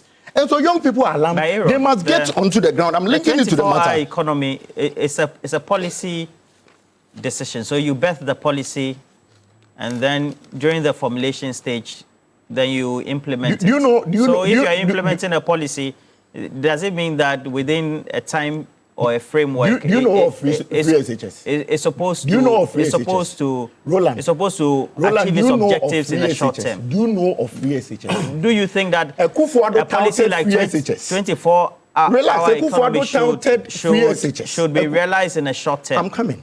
Akufo-Addo touted free SHS from 2008. In 2016, he got the nod, became president in 2017. That same year, he launched it. But the 24-hour economic policy is not the same as the free SHS economic policy. So we should know the commitments they are putting in your own projects. You are saying that out of the $4 billion... The two are not terminals, are they? Please. It is. Your own project... $4 billion, you told us that it's going to cost $4 billion. You are ready to commit only 7% of it. That is $280 million. How do you compare free SHS policy to relax. We are not here to do English grammar and comprehension here, Roland. Your own project that you are ready to commit 7%, that is $280 million. You have allocated only $11 million out of it. And you want me to believe in that, and when the numbers increase, you are now coming to complain about what? Now, the next thing is that President Mahama says we should increase the numbers. Interestingly, 2 years is gone. 2 years is gone. Which 2 years? First year, 2025 is gone. 2026 budget, there has been an appropriation bill that has been passed. We are in March. Yes, appropriation bill has been passed. So how do you increase the numbers? So are we saying that the you next calculate 2 years by a it is the year? Budget. It is the budget because the appropriation bill has been passed. So the 5,000 will go through. Now the problem is that are we going to increase the tally next year? Fair enough, you do that. But you see, they shouldn't contribute to this program and come back and say that the young people of this country should organize a press conference and be thanking President Mahama. When your national chairman goes on to tell them that 500,000 when they become, what do we call it, police officers who will become a thief, why didn't he allow his son to be a thief? And he chose to lobby for him to become deputy MIF boss. And I'm told he's now resigned. You choose to lobby for your boss to become MIF, the deputy CEO, and you tell other people, their children, to become thieves. Excuse me. We have a country to build. Who said children? You didn't hear the national chairman of the NDC telling us that when all the 500,000 people become police officers, who becomes a thief? Now he made that comment in jest. In jest. National chairman, when young people do not have a job, you joke with what they do not have. Something that will bring bread and butter to them. Don't you think that comment was made in jest? It wasn't. He meant it. And he has a pattern of saying that number of times. I told you with that of NIA. And now he's now telling young people in this country that when 500,000 of them become police officers, who becomes a thief? Why doesn't he allow his son or daughter become a thief? And that ordinary Ghanaians should have their children becoming thieves. Excuse us. The reaction so far, the president making the decision, and then subsequently we have the announcement also made, and then now also, of course, the minority says that should not be the way to go, and that a promise was made. As a result of that, you have to make sure that you fulfill that promise, creating jobs for young people. The problem we have in this country, as a matter of fact, which saddens a lot of people's hearts, is that we still have the MPP speak, and their view is seen as representing the minority parties. I'm a minority party. The only difference between the United Party and the MPP is that they have some representation in Parliament, and we are yet to go there. So when they speak, it is as though it is representing the views of all, when as a matter of fact, they must be the last people to dilute the situation. They should have rather allowed the United Party to make a cogent point. We are talking about a government. You see, when you speak, it annoys a lot of people. You just left power. You left power on the 7th of January 2025. We are in 2026. We have been told from between 2017 and 2024 that you had created 2.3 million jobs. You remember that situation? When they were launching their manifesto in Takrady or so, I heard the flag bearer openly, boldly, tell the entire country that the MPP administration had created 2.3 billion jobs. If you look at our data, if that position was true, I'm not sure we'll be having what we have. But you see, that is what we have been doing. But that's the data they churned out. It was fake. There was nothing. You can't make those conclusions. No, because we asked them then. It's because when we are going into election and we are asking questions, people seem not to, we are too much fixated on NDC and people. Now, people are now beginning to take what we say very serious. But they have realized that when they come and lie, United Party will shape the political discourse of this country. You can't come and sit here. You must be the last person to be talking about what do you call it? That they didn't provide job. When you have had 8 years, look at the number of corruptions. Look, the last time I was doing a simple mathematics that between 2018 and 2024, Ghana had lost 81 billion through corruption. If we were going to divide 81 billion by the 500,000 people that applied, each one could have been given 16,220. What do you mean by corruption? If they're supposed to be perceived corruption, people should be prosecuted. But that is the problem of Tango and people. They are pampering them. That is why some of them are under bushes, under cocoa farms, telling us their peace of mind. Who is at cocoa farm? You haven't seen the minority MPs in somewhere offensive. You don't care about. And some of them, when I listen to their argument, I wonder how they got into parliament. Hey, the people of this country always remember that the constitution says we must vote for people of sound mind. You are also the problem. You, the voters, you are part of our problem. But genuinely, cocoa farmers, based on the people they are interacting with, say they have key concerns because of the reduction. I saw those that were there. None of them are cocoa farmers.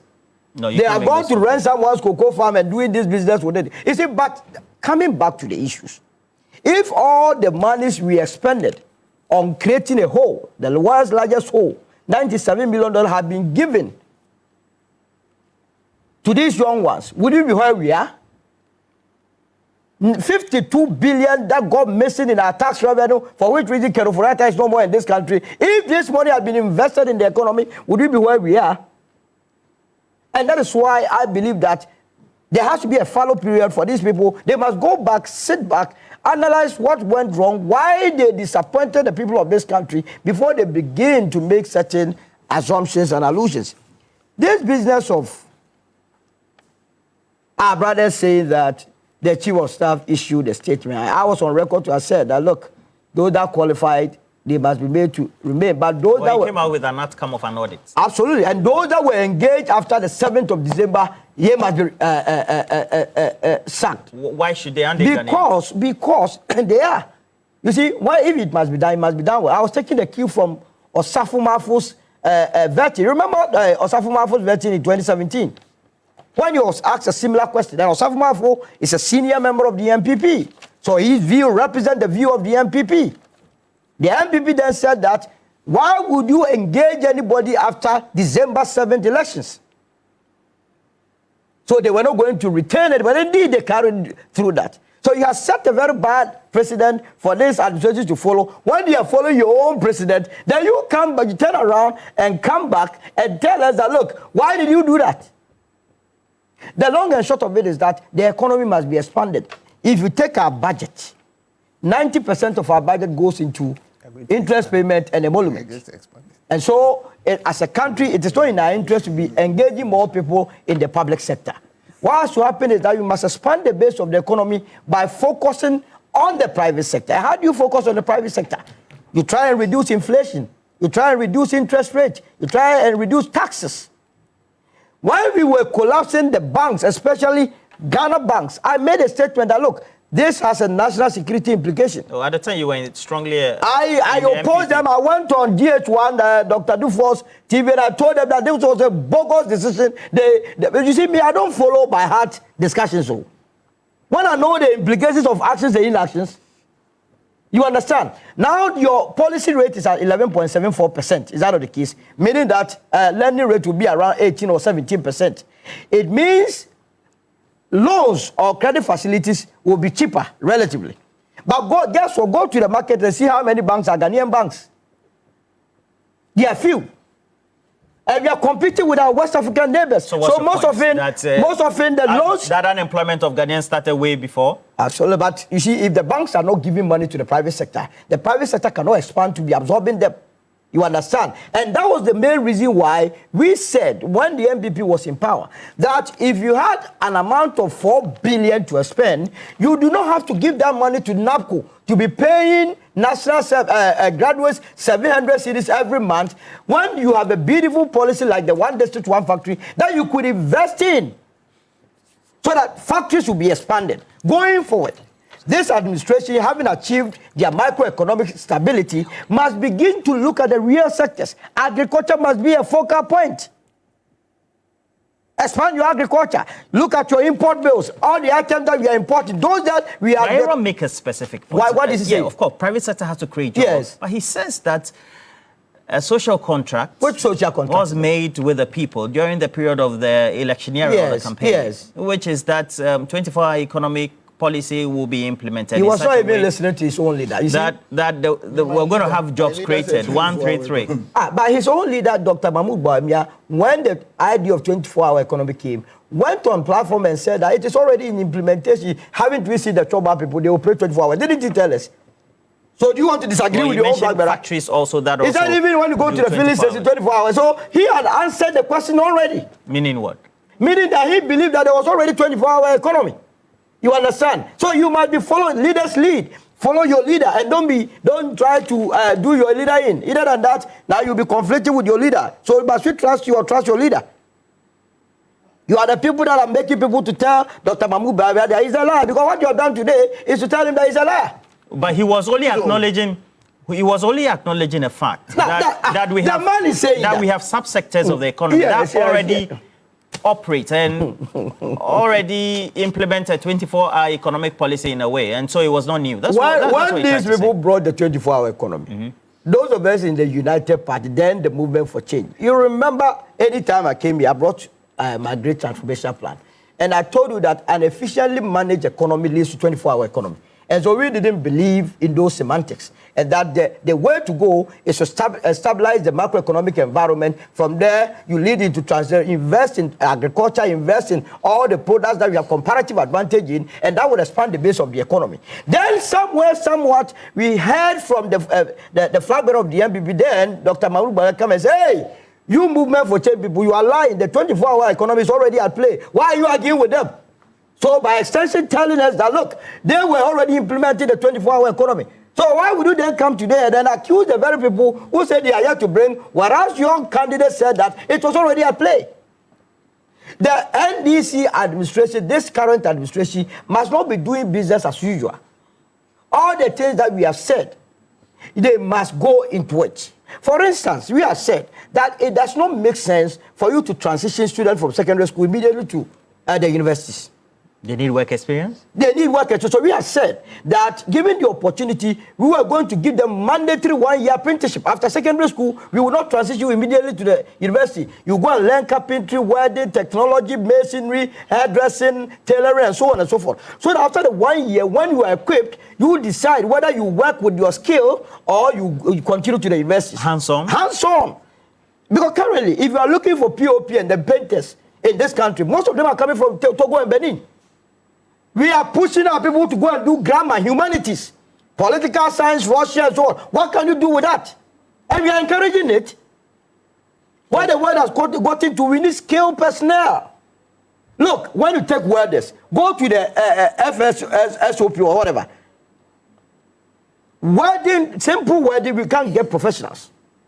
When they have welding matters, they have to resort to Canada, they have to go to the UK, Ireland, and import people here. These are areas we were going to invest in and bring experts to be training our young ones, to be welding, to be having ISO. United Party? United Party, that's why you can't get it wrong. That's why you can't get it wrong. So do you think that the president's decision to expand within the next couple of years to 40,000 is the right thing to do? It doesn't solve the problem unless he does other things. Because the number of people that applied, I mean, if you take that people actually apply for 4 places and even reduce them, but it comes to about 300,000. Now, 300,000, you are going to employ 40,000 out of the 300. Remember, every year we are introducing more than 100,000 graduates into the system. So this is not sustainable. The sustainable way is to go back to the private sector. Empower them. Empower them. Provide and them make sure, credit. you see, it must be deliberate. I think it links to, I've seen that here Ibrahim Mama is taking over that man. I love that policy. Ghanaians must begin to take a commanding height of this. Local. These foreigners, they come and mine here. What do we get from them? To create more jobs. They have to. Okay. They have to. And this must go to all the ministries and agencies that are giving contracts to the foreigners against the locals. That we will have time with you, you have date with us. This is the land of our bet. You go to Makola and you see a Chinese now, they are all speaking Twi, blah, blah, blah. What are you talking about? They are selling chalawote and so on and so forth. Okay. When our laws found all these things. So we should invest more in the private sector. That is the way to go to deal with this myriad of problem, which is a national security problem that can overtake us. And if we don't take care, we will lose our country. All right. Roland, quick one. Oh, I thought we've ended. No. I think our national chairman never said Ghanaian youth should become thieves. Everyone is just putting. Well, I asked him because I watched the video and I thought it wasn't just. He never said. No, even they said. No. You just stated that if all 500,000 people were recruited, where are they going to catch the thieves to? So, is he saying that? Oh no. So the 500,000 part of them are thieves. No, he never said. Why he never said. That's what he never said. So. Must an old man like of his caliber say that? No. This is an experienced politician. So must he say that to young people of this country? Aaron, let's take 2018. This is 4th January 2018. Listen, Roland, I'm going to read for you. The public will see, and I'll forward it to you. Only 500 out of the 84,000. I was even charitable to them. The thing is 84,000 applicants interested in joining the Ghana Immigration Service will be recruited. This represents less than 1% intake. 84,000. Which date is that? That's 4th January 2018 NPP. So now there was an application. Sami Wuku. Sami Awuku. It's my brother, it's my friend. Sami Awuku. Told Ghanaians, press conference, that when they come to power, recruitment exercise and all that, forms will be free. If you want, I'll download that in the statement for you. But you know the forms cannot be free. I'm coming. He announced it. So was it to fool Ghanaians to vote them into power? But realistically, we know. And they came in, they sold the forms, 84,000. Why must they sell the forms? And took only 500 of them. Where's the money? And they have the audacity now to look into the face of Ghanaians and said, refund this. What are they talking about? Look, you should start apologizing to the young people of Ghana, MPP. MPP have made Ghanaians to be a laughing stock for 8 years. Oh, really? Oh, they know it. But the point is that the position they hold is everyone that is apologizing his group. Tens your of thousands of young people who have applied, and you take a small fraction as a result of that. At least refund the money. That's what they're saying. 84,000. You took 500. Calculate at that time how much did they charge the forms. Apart from that year that they advertised, do you know that since that time, 5 years, they've never advertised recruitment exercise in this country. 5 years. The only thing we see is that they go to MPP headquarters and collect letters of appointment to go for the training. I can give you evidence. I have enough. I have some of them. I'll show you. I'll show you how they recruit. Let me show you. I have some. Okay. This one I should give you. Roland, look at this. This one. How did these people get into the police service? Which one? Show it to them. How did they get in uniform? See, I want to show it to the public. Look at that. How did they get in? Are you saying short police officer? So body. No. Security is about security is not about height. I am saying that when you said an insult to short people, it's not short people. I'm not saying short people. Look at that. Security is about height. I am giving you an example. Apart from that, look, Roland. Look, there are a lot of interesting things you people do. Look at this one too. How did they pass body test? Have you seen how did they detect the person? Show the look at it. Go and see the one. I'm saying that. No. You see, that is a problem. You see the woman President Mahama. That is not what we are talking about. You want to body shame the woman? No. You see, not body shape. Yeah, see, you're not getting it. Are you telling me? Do you know this recruitment? When you go for recruitment, do you know what we call body? You are closing it now. Body this selection. Do you know what they do? The body selection. They go through body selection and medicals. Do you get that? Why did they go through all this? MPP never did all this. They were just passing them from MPP party offices.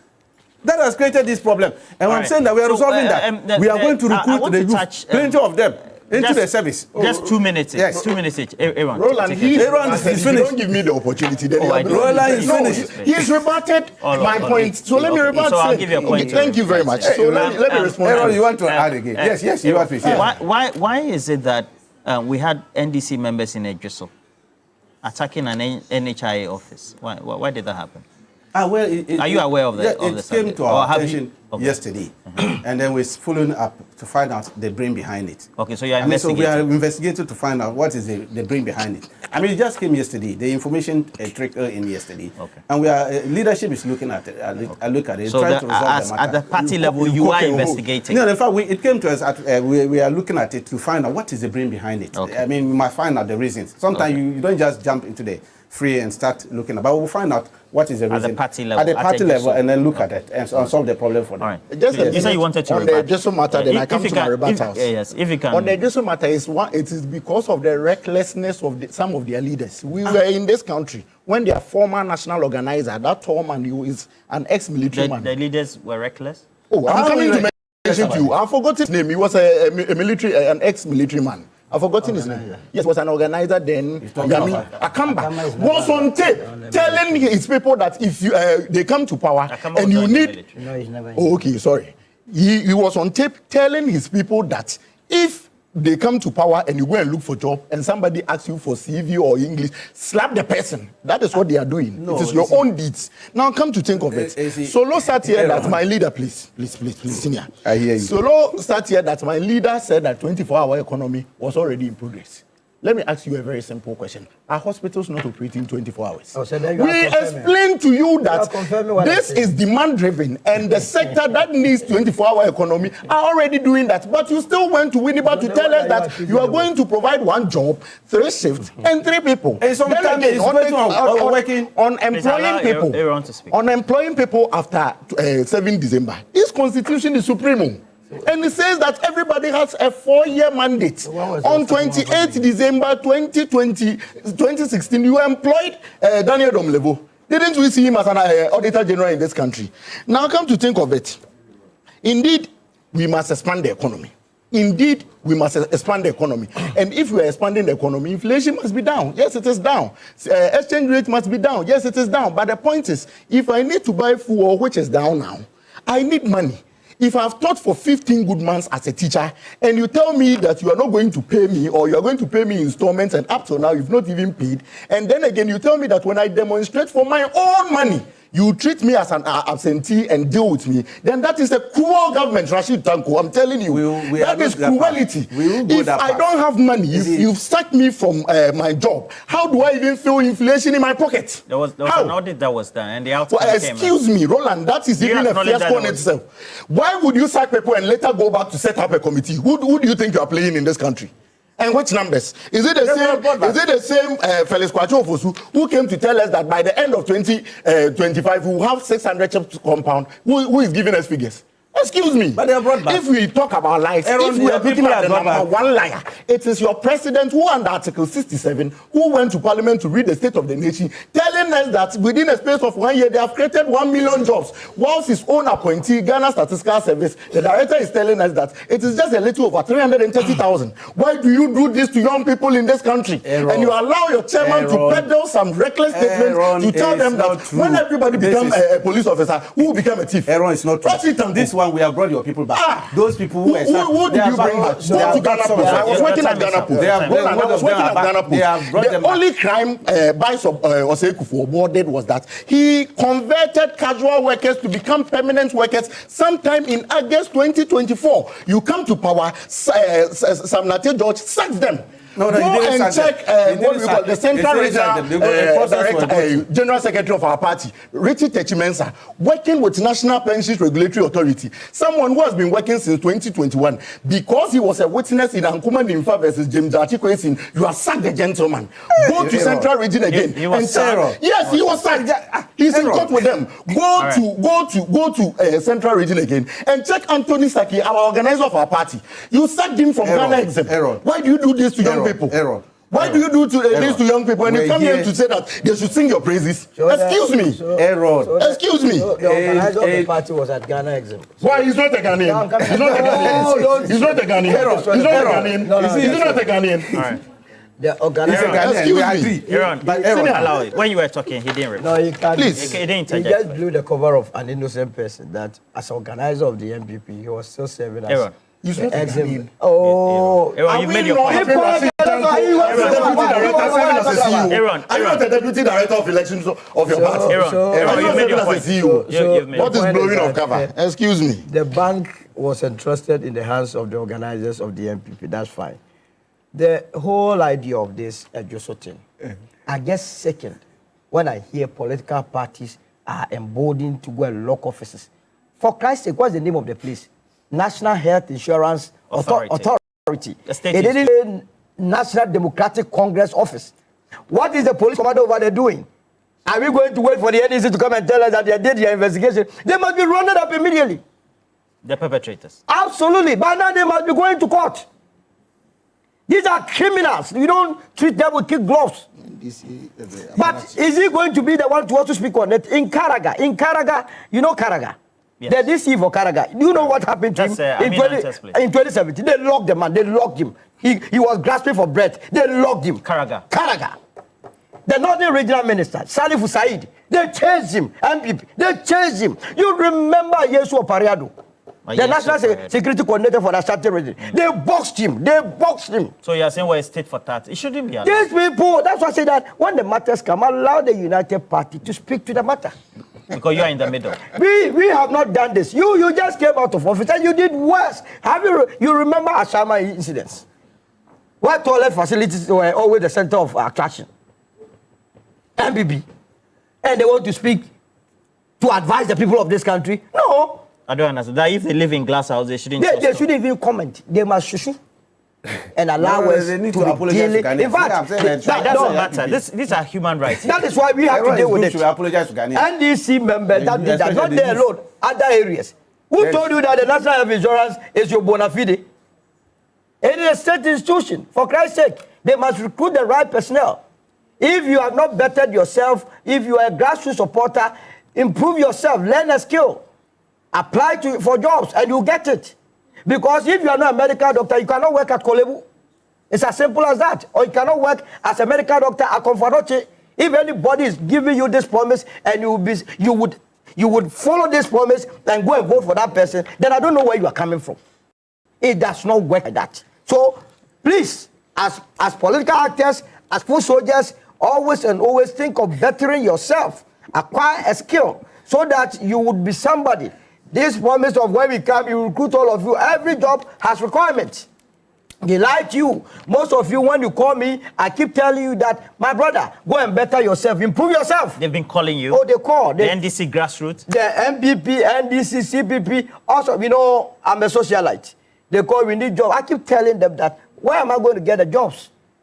Where am I going to get the jobs? The jobs are not there. If anybody is promising you a job, they are lying to you. The economy is what has to expand so that the private sector will be able to take on more people. This government sector, you don't have any place. It's choked. If anybody is promising you heaven, so you think the parties are not telling their... They lie to them, but as time progresses, we started our politics with Kako. We're deceiving people with Kako. It came to kerosene politics. All these things are phasing out. Tomorrow when you go, I keep telling people that ask questions. Don't be afraid. When they come and promise you that we will give you a job, ask them how. The how is very important. Then you begin to know those that have the plan Solomon to develop this country. Of the United Party. Let me take some few questions. I've had in the studio Rashid Tanko Gifek and then also Aaron Entry. Is he a do entry, right? He do entry. Okay. Aaron, is he a do entry? It's hyphenated. Yes, and I see do an entry is hyphenated. Okay. And with the MPP as well. And you have a nickname. I'm from Ekwianse. Okay, but you have a nickname. Alampine. That is what they try to call me. Okay, Alampine. They get AK, no, I don't know. From Ekwianse, you go to Tenchem, Suchenku, Asarikrum, Kotia, Momo. You want to be an MP there. The way so they call him Alampine. All right. He's lazy. Okay, so you are going to be in Milan, it is not going to be successful. You are from Barcelona, what's the constituency name for your place? Because of your premise, let me keep it. No. I'm the youth organizer for Abrim constituency. Okay. Abrim, okay. You be all right, so Master Planner, you should be giving dollars. Master Planner Junior, policy analyst Kintampo says, Solomon also is sitting down pretty, laughing when Rashid Tanko is insulting with the short men. But Zach, you are not short. So. Oh, you short. No, Zach. How did I laugh? Compared to your height, you are tall. Master Planner, how did I laugh? Master Planner is short. Even to you, I'm short, so that'll be fine. So we will disown him from the Short Men Association. Fantastic submission by Aaron as well. Yeah. The youth of Ghana should hold a press conference and congratulate President for what? Tanko should stop making the youth even more angry. And angry and then Prince Nani York says, what I can only say is God bless Solomon and the United Party. UP must take seats in the next parliament come 2028. That are vulnerable. And then so he says take seats from both MPP and NDC so that you become more formidable. Yes. Osei Boateng says that I really like the submission of Aaron, aka Alampine. He should continue this way, pressing neck and causing problems. And Mama Huo of the Asogli State says, hey, Solo, preferring middle-level solutions, remaining in the center and becoming relevant. Pasolo is simply amazing. And then I have this one from Maxwell Akpabli, Ayawaso East constituency, says that Aaron, the MPP guy, is becoming a nuisance to us on the show today. You only came to your show to... Okay, please, let's be decent now. Okay. All right. And then let me also have this one from Aziz Donla. Aziz Donla said the re-registration of the SIM card by NCA is in the right direction because the fraud ongoing is unbelievable. All right. And Guy G. Cantonment Accra says, increasing the figure to 40,000 is a commendable step, but the real focus should be on building a strong entrepreneurial ecosystem. Same like Solo is saying, when entrepreneurs are supported with the right policies, funding and structures, they don't just build businesses, they also create jobs, drive innovation, and unlock opportunities for thousands of young people. This is quite long from Guy G, but very insightful as well. Akosia Menu says that I'm heckling Aaron on the show. Indeed, I was only trying to get clarification on some of his submissions. Akosia Menu, good morning to you, Akosia. Good to have you back. When will you be back here on the seat as well? As a Sawa boy, says that it's funny how this MPP still talk about free SHS. Look at the mess they left in our educational system and they want the NDC to implement 24-hour just to make sure they cover their... All right. You only supply the Moshoso rice. Jane Ampofiduku of Cape Coast. Good morning to you, Jane Ampofiduku. And then let me do a last one. Then I'll tell you about the University of Gold Coast. And this one is coming for happy birthday to Hamdia Linda of Tamale. Hamdia Linda of Tamale, you celebrate your birthday. Happy birthday to you. And wishing you all the best for the day. But a big issue is sponsored by University of Gold Coast. Whether you are aiming for a specialist MBA in marketing, communication, operations supply chain, human resource management, finance, entrepreneurship, innovation, or business intelligence analytics, or you want to advance through their dual MBA or chartered manager MBA, University of Gold Coast gives you options that match your vision. And if your next step is an MSc in International Relations, an MSc in Communications, as well as an MSc in International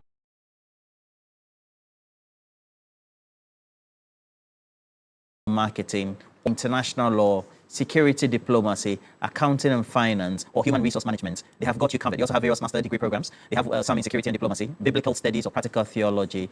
The pathway is open. Their April admissions are ongoing, so make sure that you go apply today.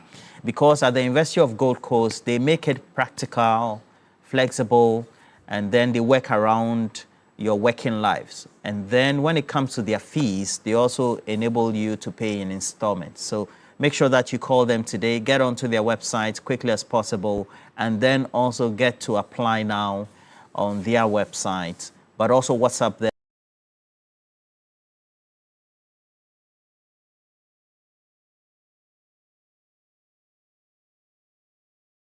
Or call them on the number 026-388-8555.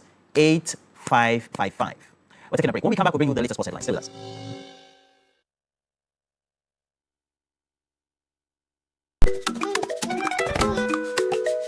How may I help you today? We'd like to open a bank account.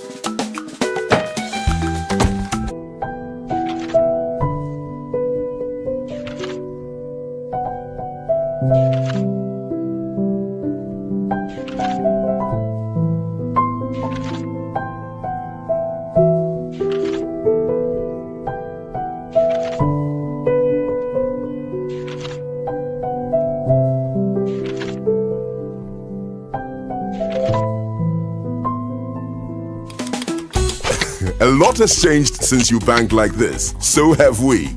We've made it easier than ever to open an account online and bank on the go through our mobile app, online banking, and more. EcoBank, a better way to bank your way. Sign here, and here. EcoBank, the Pan-African Bank. All right, listen up. Colgate is on a mission. It's kind of a big thing. Colgate Herbal uses traditional nature's herbs and combines it with Colgate Science for healthy gums and strong teeth.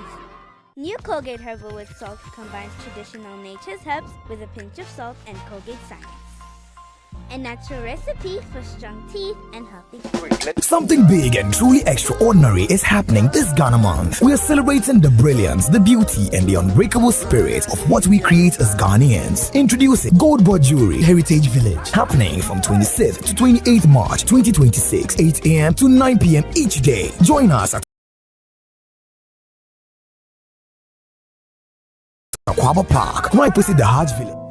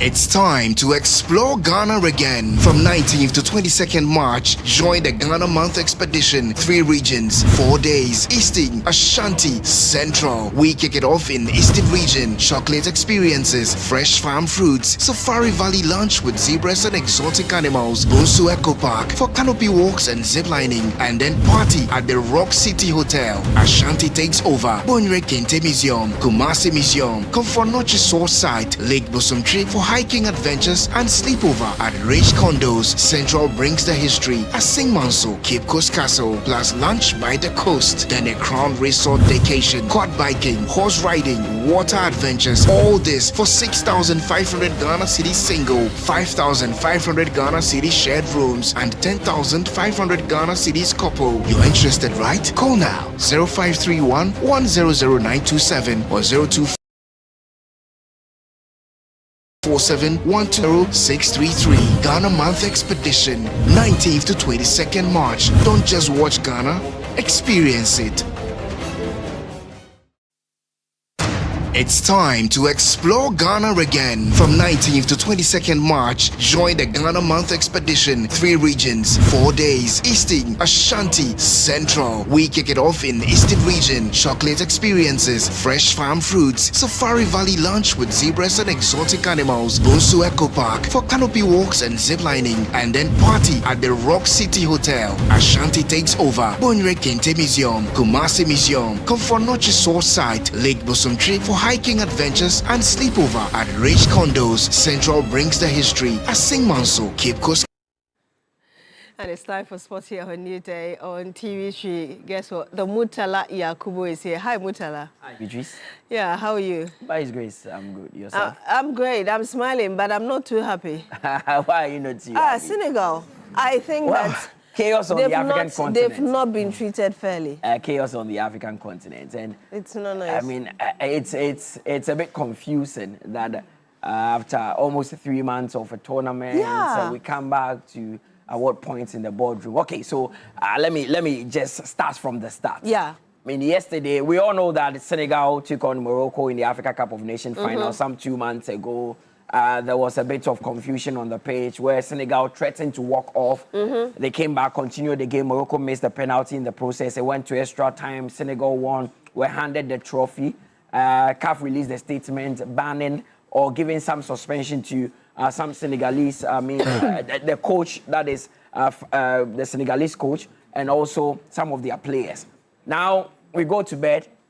Morocco says, no, we think we should have won the AFCON because Senegal forfeited the match, so we have to go to CAF and appeal. Then they go to CAF. CAF takes the appeal and says, I'm hearing the case. I'm investigating the case.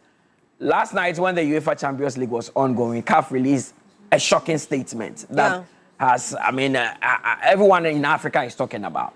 CAF says that after properly going through the match report and also with the evidence that Morocco brought, it means that Senegal forfeited the match. That is what CAF is saying. So in return, the big decision is that Senegal are no longer the winners of the Africa Cup of Nations that we all saw on TV. So it goes to Morocco. So it goes to Morocco because quoting the CAF article, which we would have on our screens very shortly, they quoted article 82, 83 and 84 as well. They quoted all these articles. Yes. So for article 82, they say for any reason whatsoever, a team withdraws from the competition or does not report for a match or refuses to play or leave the ground before the regular end of the match without the authorization of the referee, it shall be considered loser and shall be eliminated for good from the current competition. The same shall apply for the team that previously disqualified by the decision of the CAF. Then Article 83 also says that a team that shall not be present on the ground dressed to play at the time fixed for kick-off or at most 15 minutes later shall forfeit the match. But they allowed them to play? Yes. The referee shall register the absence of the team and shall write its report. In its report, the organizing committee shall take the final decision in respect of that. So CAF is saying that Senegal walked off the pitch and it was more than 15 minutes. So that amounts to a forfeiture. Let me read the article 84, to sum everything up, the team which contravenes the provision of Article 82 and 83 shall be eliminated for good from the competition. This team will lose it match by 3 goals unless the opponent has scored a more advantageous result at the time when the match was interrupted. In this case, the score would be maintained. The organizing committee may adopt further measures. So what CAF is saying now is that when Senegal walked off the pitch, it was more than 15 minutes, which amounts to forfeiture. And again, they allowed Senegal to play back. So they are saying that the referee should have taken, used his own discretion to call off the game. So why is the referee not being punished? Yes, so the referee will come in question. That is the question many are asking. Now, others are also, citing an example of what happened in the 1978 third place game between Tunisia and Nigeria. That is a completely different case. Tunisia walked off the pitch and never came back to continue the game. Yeah. And that is a clear forfeiture. That one is understood. But this is a case where Senegal came back, Morocco had the penalty, took the penalty miss, went into extra time, and they won. And the other articles that you read from the CAF's own law, or how do they call it? Yeah, the article, the CAF rules, the CAF rules and regulations. Yeah. If this is the case that we've seen clearly, then it was on what basis did they decide to even punish both? Before they gave the penalties to Morocco and Senegal, they didn't recognize these articles. What do even burst your bubble is the fact that some punishments were meted out to Morocco as well. Yes. Some of their players were banned, fines. Some of these bans have been reduced. Cybersecurity, for instance, he had a 3-match ban. It has been reduced to 2. The Moroccan Federation were fined about 200,000. It has been reduced to 100,000. For the towel, chaos we saw when they wanted to take the Senegal goalkeeper's towel, it has been reduced. They used a lot of lasers, CAF fined them 20,000. It has been reduced to 10. So some people believe that there's some form of a bias towards Morocco in this one. Now, Senegal are saying that, because they've lined up 3 friendly matches next week, which they'll be playing in celebration of their AFCON win. Tickets have already been sold. So they also released a statement, and it says that the Senegalese Football Federation has today taken note of the notification of the decision delivered on March 17, 2026 by the appeals jury of the Confederation of African Football, CAF. In the case, the case number is ZDC. This procedure follows the complaint filed during the match number 52 of the Total Energies Africa Cup of Nations in Morocco between Senegal and Morocco. That is the first part of the statement. The second part says that by this decision, the CAF appeals jury declared the appeal of the Royal Moroccan Football Federation admissible, that means is valid and upheld. In doing so, the body annulled the decision previously rendered by the CAF disciplinary jury on the grounds that the right of the appealing party to be heard was not respected during the first instance proceeding. Remember, CAF initially, released a statement that Senegal are worthy winners and all that. So, and Morocco appealed. Now, the appeals jury also considered that the conduct of the Senegal team fell under Article 82 and 84, which I read, where a team walks off 15 minutes is a forfeiture in CAF Nations relegation. Now, consequently, CAF declared that the Moroccan Football Federation, the Senegalese Football Federation, has violated Article 82 and awarded the match as a forfeit loss for Senegal. This is what didn't go down well with them. With a scoreline of 3-0 in favor of Morocco in accordance with Article 84. Now, they are saying they will take action. The Senegalese Football Federation denounces this as unfair, unprecedented, unacceptable decision that discredits the African game. To defend its rights and the interests of the Senegalese football, the Federation will as soon as possible initiate an appeal procedure before the Court of Arbitration Sports in Lausanne. And I'm hearing that Senegal are on a plane already to Lausanne because they are saying they will never give up on this. They believe they are worthy winners. So that is the chaos that has engulfed the African game at the moment. And many are saying this is an extremely bad one for a beautiful Africa Cup of Nations that we saw. Yeah, but again, I just wanted just a bit of clarity though. When the committee, as it were, claims that Morocco presented evidence, what kind of evidence did they present to make them draw this conclusion? The evidence has to do with the match reports from them and also footages of all that happened that Morocco presented, citing that Senegal walked off for more than 15 minutes with, forcing for feature and all that. And yesterday there were wild jubilations on the streets of Morocco Of course. For them, I mean, they 50 years they've not won the Africa Cup of Nations. So whether it was a ball, but this might be short-lived. Well, we don't know because Senegal is going to cast. And I mean, if you read the regulation, the IFAB regulation, Senegal may have a very good case because they feel that what they did not amount to a forfeiture because the game continued and even went to extra time. And so the game that was is where the thing is very tricky. So it looks like they have a very strong case if they go to cast. But what do you make of all this when it comes to the African game? Because it's a game that we're trying to grow. Just a few months back, you remember commentary from people like Jamie Carragher, I mean, belittling the Africa Cup of Nations, and this comes around. Yeah. I mean, for me, I agree with Senegal to take it to as far as it wants to ensure that the right thing is done. And I equally, looking at what I've heard so far, believe that Senegal might have a case because, again, if you wanted to stop it, it should have been at the time they returned that per our rules. You can't continue. So just continue to stay away. But you allowed the game to continue played and you accepted it. And I mean, okay, let's see. Not trying to be prejudicial, but yes. Morocco or Moroccans were celebrating. It was a sad one for Nigeria. They also sent an appeal to FIFA. Which has been rejected. Whatever FIFA says that, my friend, go and sit somewhere. Go and sit somewhere and cry. Go and sit somewhere and cry. They also appealed to FIFA that the playoff that they played against DR Congo fielded, I mean, unqualified players or ineligible players. So FIFA should take that right of DR Congo. So FIFA should rather replace DR Congo with Nigeria in a continental playoff that will be played next week. And FIFA is saying, go and sit somewhere. Go and sit somewhere. We are serious. Go and sit somewhere. You don't have a case. So Nigeria's petition has been rejected. So now I'm sure Nigerians have a finality to all this. Because there was a bit of an iota of hope that maybe it would be upheld and they would get a chance of still playing at the World Cup. A good year for Nigeria, huh? Not at all.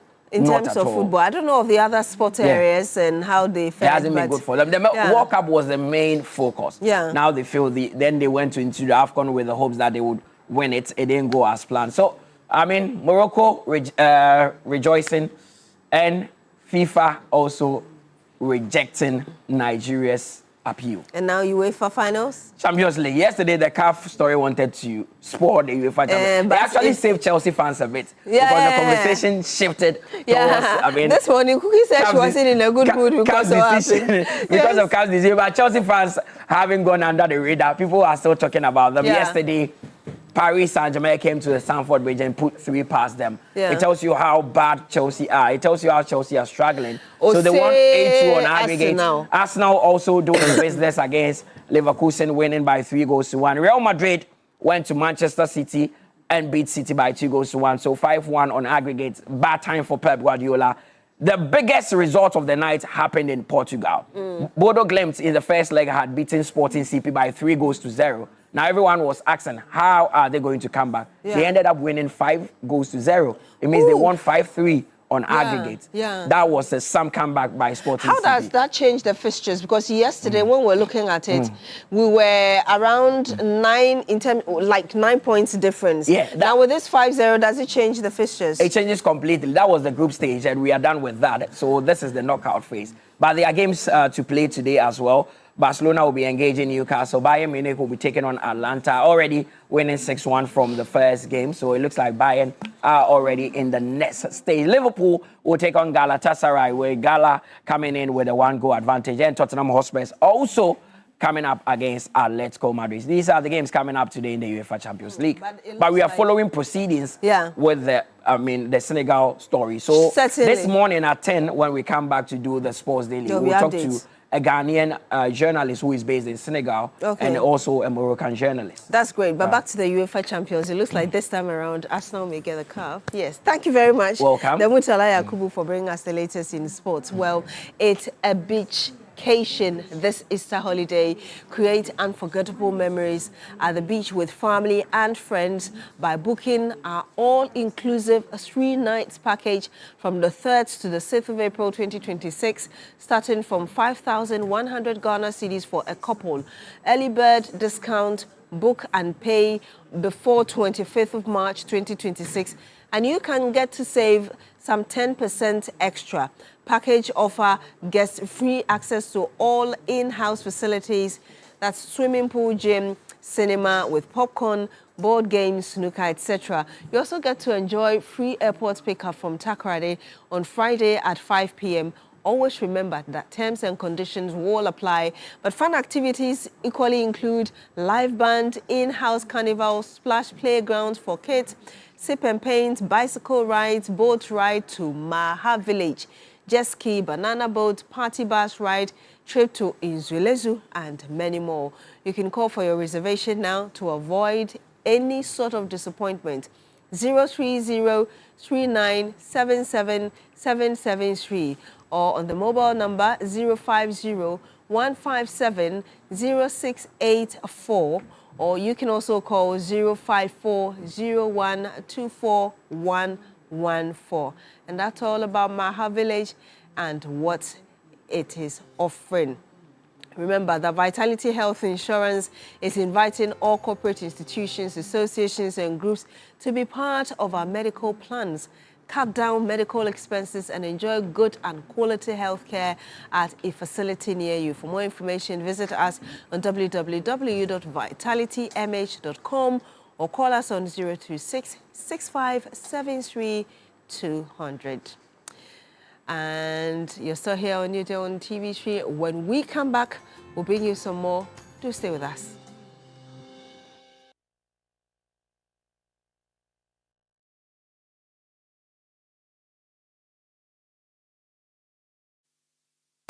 It's time to explore Ghana again. From 19th to 22nd March, join the Ghana Month Expedition. 3 regions, 4 days. Eastern, Ashanti, Central. We kick it off in Eastern region. Chocolate experiences, fresh farm fruits, Safari Valley lunch with zebras and exotic animals, Bonsu Eco Park for canopy walks and ziplining, and then party at the Rock City Hotel. Ashanti takes over. Bonre Kente Museum, Kumasi Museum, Komfornochi Source Site, Lake Bosumtri for hiking adventures and sleepover at Rich Condos. Central brings the history at Singmanso, Cape Coast Castle, plus lunch by the coast. Then a Crown Resort vacation, quad biking, horse riding, water adventures. All this for 6,500 Ghana Cedi single, 5,500 Ghana Cedi shared rooms, and 10,500 Ghana Cedis couple. You're interested, right? Call now 0531 100927 or 0247 120 633. Ghana Month Expedition, 19th to 22nd March. Don't just watch Ghana, experience it.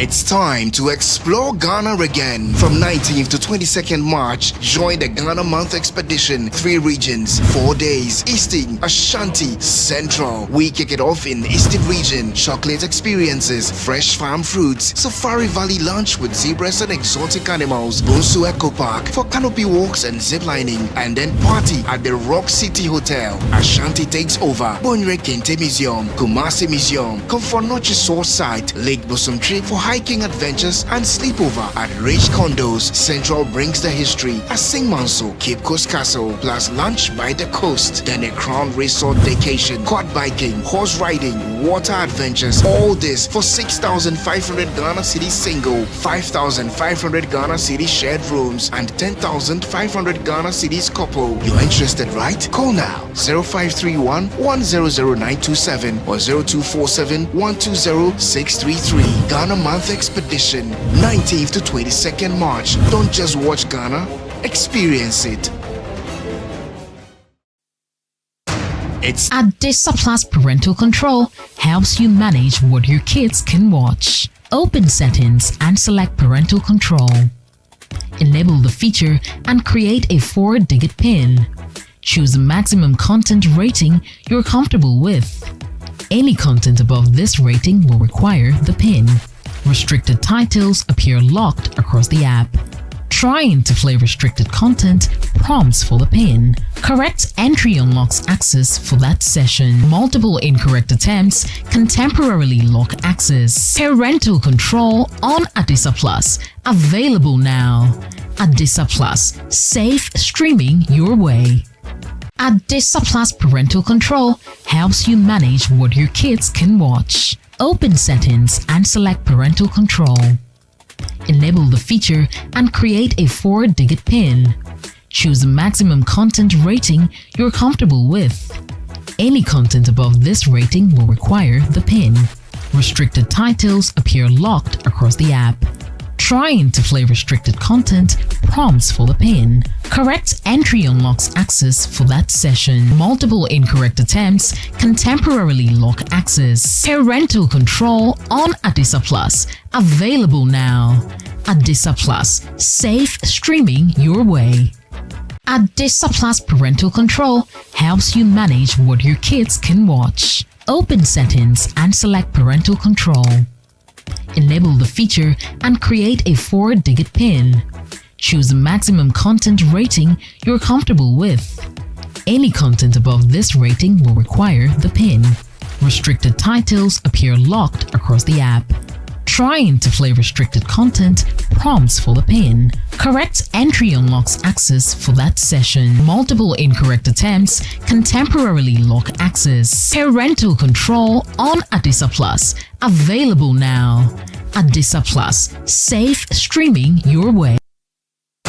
It's time to explore Ghana again. From 19th to 22nd March, join the Ghana Month Expedition. 3 regions, 4 days. Eastern, Ashanti, Central. We kick it off in Eastern region. Chocolate experiences, fresh farm fruits, Safari Valley lunch with zebras and exotic animals, Bonsu Eco Park for canopy walks and ziplining, and then party at the Rock City Hotel. Ashanti takes over. Bonre Kente Museum, Kumasi Museum, Comfort Noche Source Site, Lake Bosumtri for hiking adventures and sleepover at Rich Condos. Central brings the history at St. Manso, Cape Coast Castle, plus lunch by the coast, then a Crown Resort vacation, quad biking, horse riding, water adventures. All this for 6,500 Ghana Cedi single, 5,500 Ghana Cedi shared rooms, and 10,500 Ghana Cedis couple. You're interested, right? Call now 0531 100927 or 0247 120 633. Ghana Month Expedition,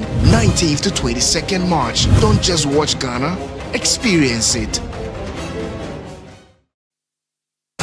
It's time to explore Ghana again. From 19th to 22nd March, join the Ghana Month Expedition. 3 regions, 4 days. Eastern, Ashanti, Central. We kick it off in Eastern region. Chocolate experience. Elevation matters. And when I talk about elevation, I'm talking about EcoBank's flagship program or campaign called Elevate, empowering women, business owners and leaders out there here in Ghana and across Africa as well. And to power and champion this conversation for us this morning, we've been joined by the regional head, commercial banking, EcoBank, Charlotte Amankwa, who's wearing a nice design fugu in a different style. I'll come to that conversation.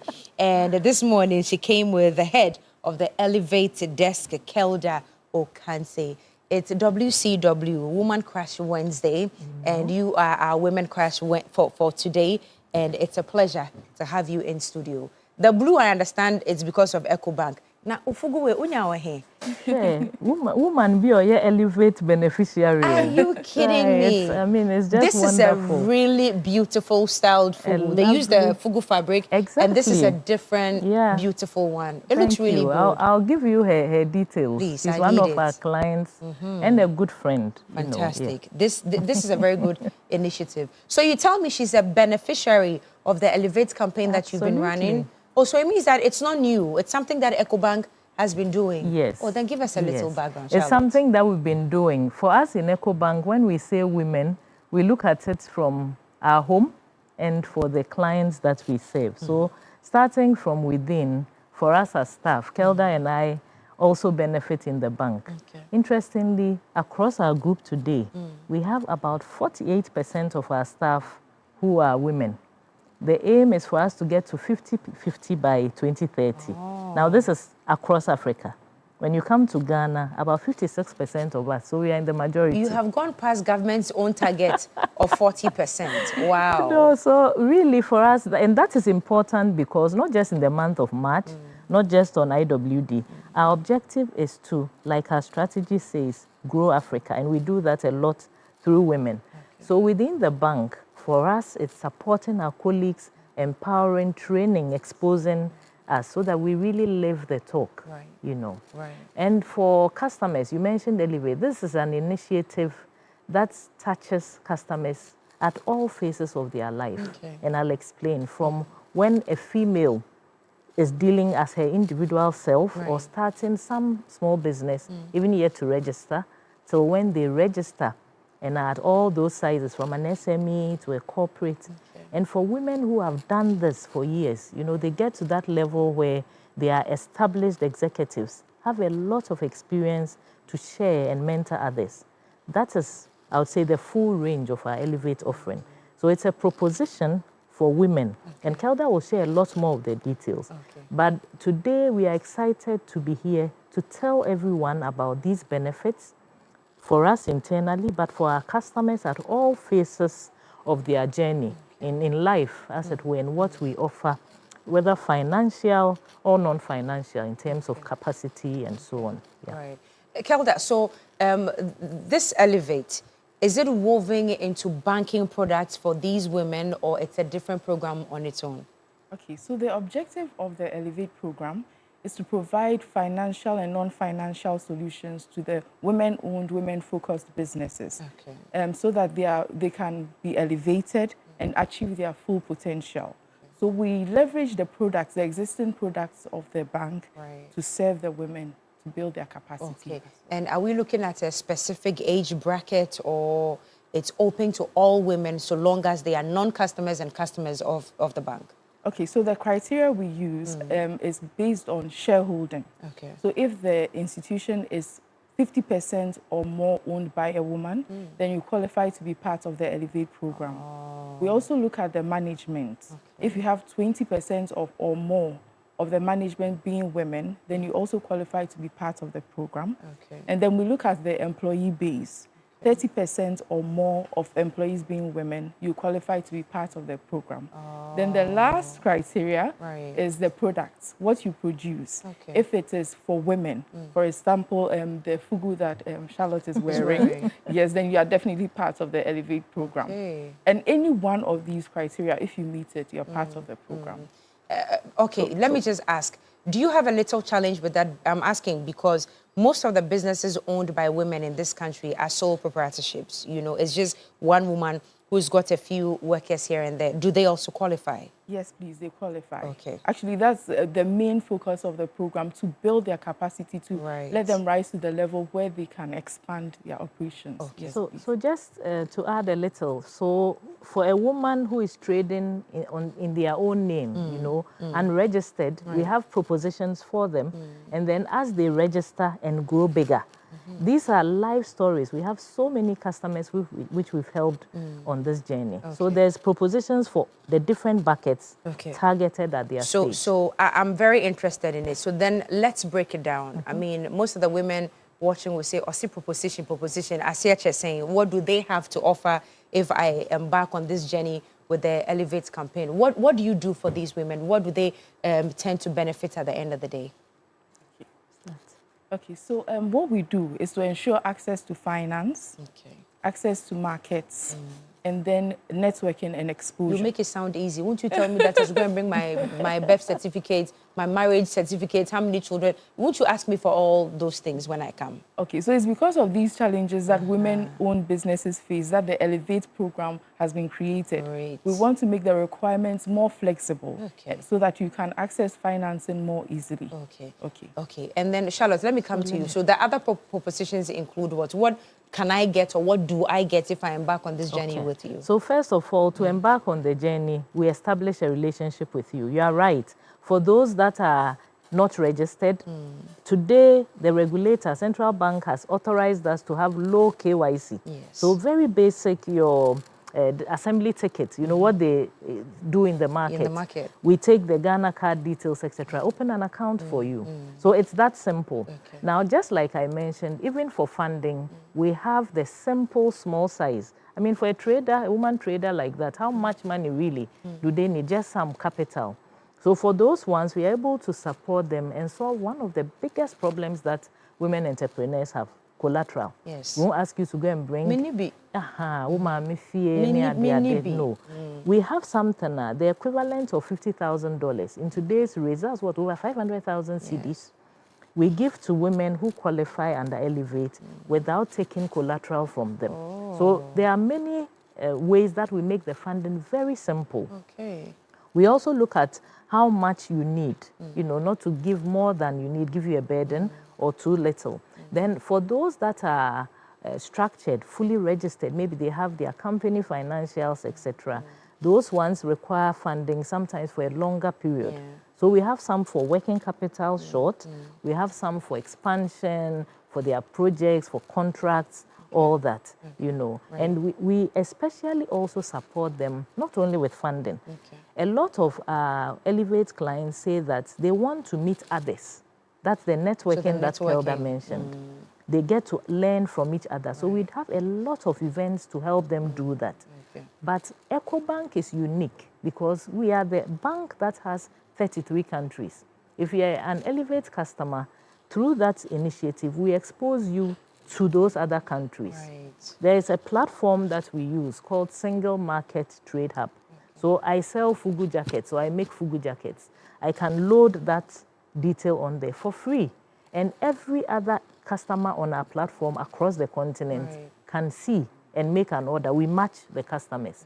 So the benefits then there's a lot to benefit. Now, it's still the month of March, International Women's Day, of course. Tying this into it, what other things have you been able to do to help women, especially in this month when it comes to the Elevate program? So for this month of March, across our branches, we are having business clinics where women can walk in and ask questions about how they can leverage the EcoBank products to make their businesses grow. We'll also be visiting some of our Elevate customers to appreciate them for their business and also find out how we can help them grow even more. All right. There are many women who are watching us this morning. Maybe they are not even customers of EcoBank yet and are asking, how do I become part of this Elevate program? Is there a phone number? Is there a website? Are you guys on social media? How do we enroll? Fantastic. So you've listed them actually for us. Oh, okay. For those who want to go into a branch, like Elda said, you can. And once you talk to any of our colleagues in the branches, they will help you. But today we are busy. So you can call our toll-free number 3225.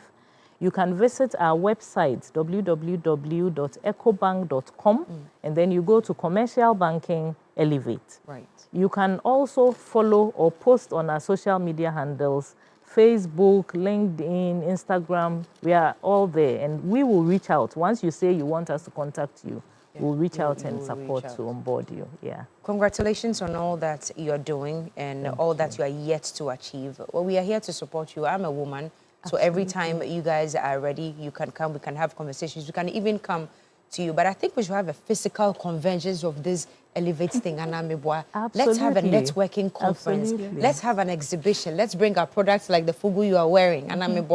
Sell, make some money, make new friends, create business partnerships. This advice that I've given you is approved by the FDA and it's costing you $100,000 US. But your last messages before we go. Okay. So the Elevate program is here to elevate women-owned, women-focused businesses. So let's all take advantage of it to grow our businesses. All right. Thank you. Fantastic. And for me, I'll just say to everyone listening to me, join us. The benefits are immense. It's not just finance or capital.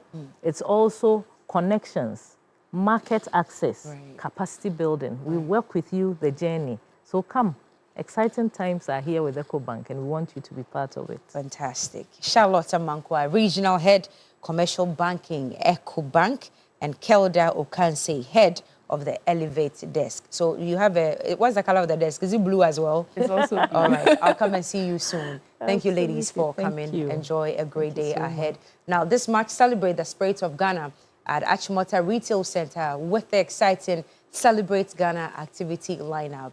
Enjoy ethnic-focused music performances that celebrate the sounds of Ghana and amazing shopping experiences all weekends in this month of March. And while you're shopping, don't miss the Shop Ghana Win promotion. Simply shop from our Ghanaian retailers, Gamel Clothing, MV Accessories, and Choba, and stand a chance to win shopping vouchers. Plus, there's more excitement with our Dance Ghana in 15 seconds. It's a challenge that's ongoing at the Achimota retail store. Check them out on Facebook, Instagram, and TikTok. And a special Eid holiday vibe is also going on this weekend, all at the Achimota retail. So gather your family and friends and come experience the colors, the sounds, and the flavors of Ghana. Celebrate Ghana this March at Achimota Retail Center, where culture meets shopping.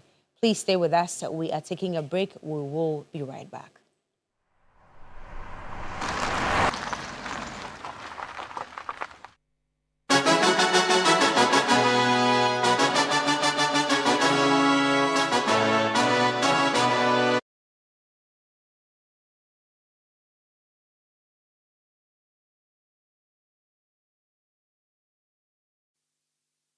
It's time to explore Ghana again. From 19th to 22nd March, join the Ghana Month Expedition. 3 regions, 4 days. Eastern, Ashanti, Central. We kick it off in the Eastern region. Chocolate experiences, fresh farm fruits, Safari Valley lunch with zebras and exotic animals, Bonsu Eco Park for canopy walks and ziplining, and then party at the Rock City Hotel. Ashanti takes over. Bonre Kente Museum, Kumasi Museum, Komfornochi Source Site, Lake Bosomtri for hiking adventures and sleepover at Rich Condos. Central brings the history. Asing Manso, Cape Coast Castle, plus lunch by the coast. Then a Crown Resort vacation, quad biking, horse riding, water adventures. All this for 6,500 Ghana Cedi single, 5,500 Ghana Cedi shared rooms, and 10,500 Ghana Cedis couple. You're interested, right? Call now 0531 100927 or 0247 120 633. Ghana Month Expedition,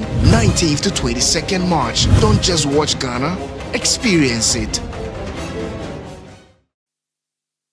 It's time to explore Ghana again. From 19th to 22nd March, join the Ghana Month Expedition. 3 regions, 4 days. Eastern, Ashanti, Central. We kick it off in the Eastern region. Chocolate experiences, fresh farm fruits, Safari Valley lunch with zebras and exotic animals, Bonsu Eco Park for canopy walks and ziplining, and then party at the Rock City Hotel. Ashanti takes over. Bonre Kente Museum, Kumasi Museum, Komfornochi Source Site, Lake Bosomtri for hiking adventures and sleepover at Rich Condos. Central brings the history. Asing Manso, Cape Coast Castle, plus lunch by the coast. Then a Crown Resort vacation, quad biking, horse riding, water adventures. All this for 6,500 Ghana Cedi single, 5,500 Ghana Cedi shared rooms, and 10,500 Ghana Cedis couple. You're interested, right? Call now 0531 100927 or 0247 120 633. Ghana Month Expedition, 19th to 22nd March. Don't just watch Ghana, experience it. It's time to explore Ghana again. From 19th to 22nd March, join the Ghana Month Expedition. 3 regions, 4 days. Eastern, Ashanti, Central. We kick it off in the Eastern region. Chocolate experiences, fresh farm fruits, Safari Valley lunch with zebras and exotic animals, Bonsu Eco Park for canopy walks and ziplining, and then party at the Rock City Hotel. Ashanti takes over. Bonre Kente Museum, Kumasi Museum, Komfornochi Source Site, Lake Bosomtri for hiking adventures and sleepover at Rich Condos. Central brings the history. Asing Manso, Cape Coast Castle. R&D BWPC country lead and Dr. Esther Priscilla Biama Dankwa, Deputy General Secretary, Ghana Dental Association. Good morning. Good morning. Such a beautiful. Our Dental Association. I mean, because look at that, your dentition is so beautiful. Thank you. Is it Pepsodent you've been using all these years? Are you sure? Which one? Yeah, I use the Cavity Fighter. That's the one I like most. Cavity Fighter. Yes. Fantastic. Anyway, let's get into it. And Ivy, how long have you also been working with Pepsodent? I've been working with Unilever for 12 years. Oh, Unilever, now. okay. Yes, and Pepsodent as well. Yeah. Right. Let's talk about World Oral Day. What special are we doing for this year, and why this initiative? Why is it so important that we embark on this campaign annually? Okay, so this year we are combining the World Oral Health Day celebration with the launch of the Pepsodent Do the Two initiative. So we are doing the Two. We are doing the Two. Into the Two, no way you're here. Like, let's get into it. The Two is brushing twice a day, morning and night, with a toothpaste that contains fluoride. Yeah, and that is what Pepsodent is offering you. Let me let you rest. Let me go to Doc. Before we come to the products, let me go and ask Doc why we have to brush our teeth twice in a day. And if I start today, by which time can I get your color? All right. So as Unilever is embarking on Do the Two, all we are saying is brush your teeth morning and evening before you go to bed. Don't miss it. So that's the logo that's on the screen. Yeah. So do the two. Brush day and night. You can't do one and leave the other. No, it would that's what we have been doing most of the time. And we end up having those greenish stuff under our teeth, brownish, and it doesn't look good. And for us here on Morning TV, Dear, your breath is so important that you have to do the two. Yes. You have to do all the two in the morning before you come, before you go and do the two again in the evening. But let's talk about Ghana and our dentition and our oral health. Primarily in your field, what are some of the challenges that you think we have with our oral health here in Ghana? So the first thing is most Ghanaians neglect oral health. We have about 10% people of Ghanaians just coming for the dental care. If they are not in pain, they will not come. It's only when they have toothache. Me, myself, inclusive. Yeah, people will not come. and it's sad because by the time you get to the dentist, it's too late and we have to take out your tooth. Right. You are coming with an abscess. And that's what we want to talk about. One of the main disease that affect the tooth is cavity. Right. Then tooth decay, what we all know, or in our local parlance as caca. Yes. So why do we stay there for us to have a very big hole, like the mouth hole or the porthole before we go to the dentist? Right. And that's how cavity comes about. We know that when you eat your food, we all have a normal flora of bacteria in our mouth. It's okay. But then with time, if you eat all the sugary food, all the sticky food in your mouth, now these organisms now act on the food that you've eaten. And the longer they stay on your teeth, the more they also enjoy it. So they produce acid when they are eating this sugary food and sticky food on your teeth. And this acid now melts the teeth and gives the teeth the black color or the tooth decay. And when it gets to the blood vessels or the next layer of the teeth, that's when it causes pain. Okay. Now, Ivy, I'm coming to you. You've been collaborating with the Ghana Dental Association for a very long time. Has it been beneficial? It's been very beneficial. And this year is no exception, this year you tell me. Exception. And this year we are also collaborating with the Ghana Health Service. Okay. So we are able to reach more communities in Ghana. Okay. So this year we are spreading our wings.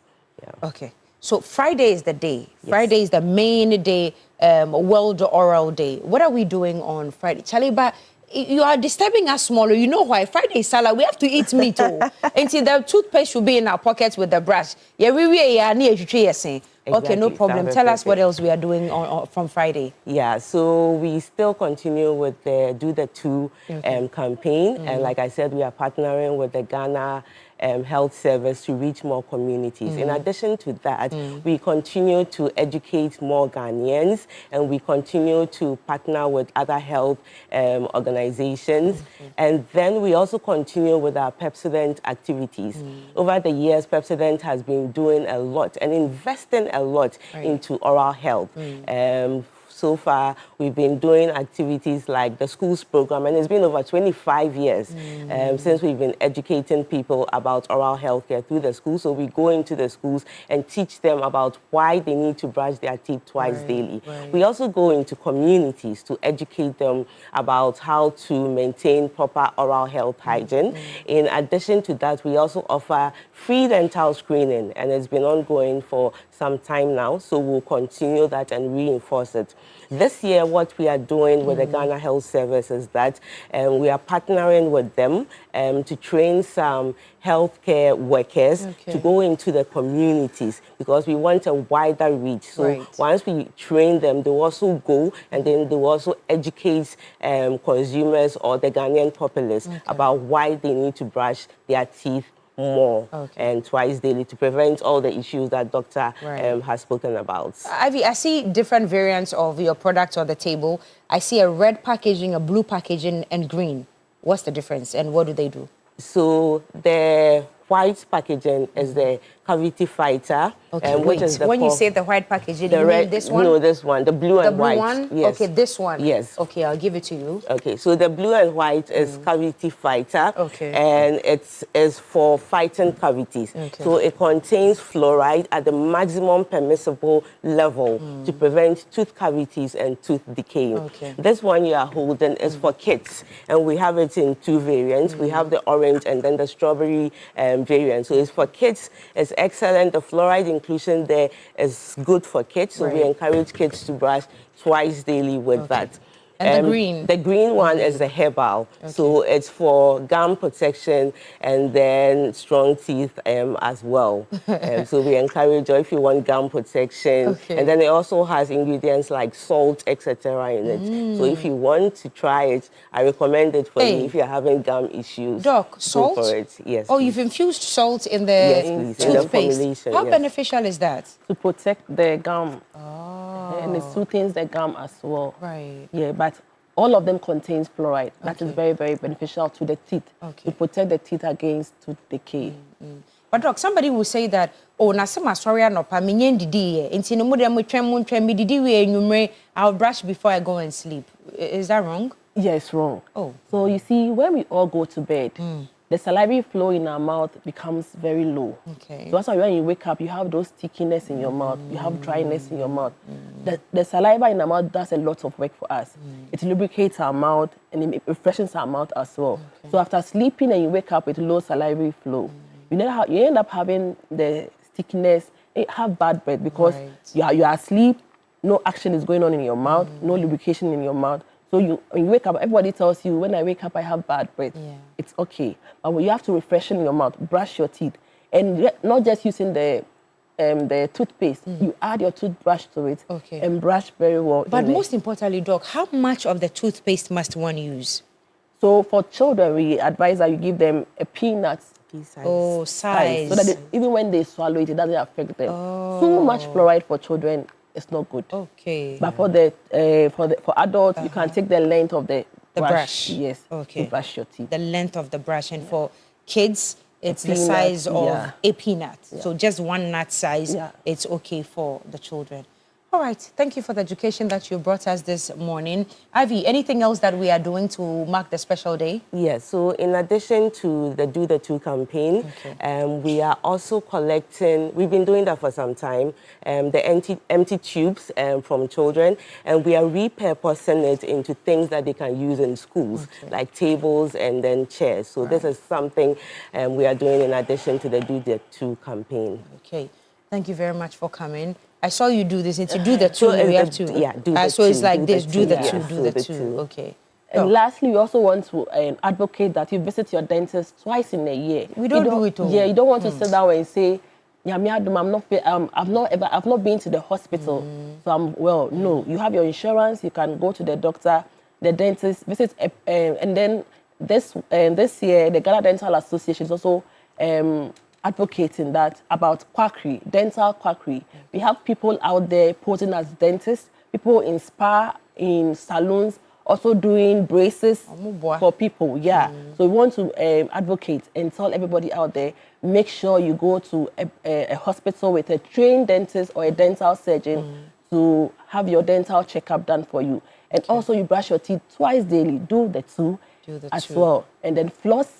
Do the two. Morning and evening or after every meal. You change your brush every 3 months or before the 3 months.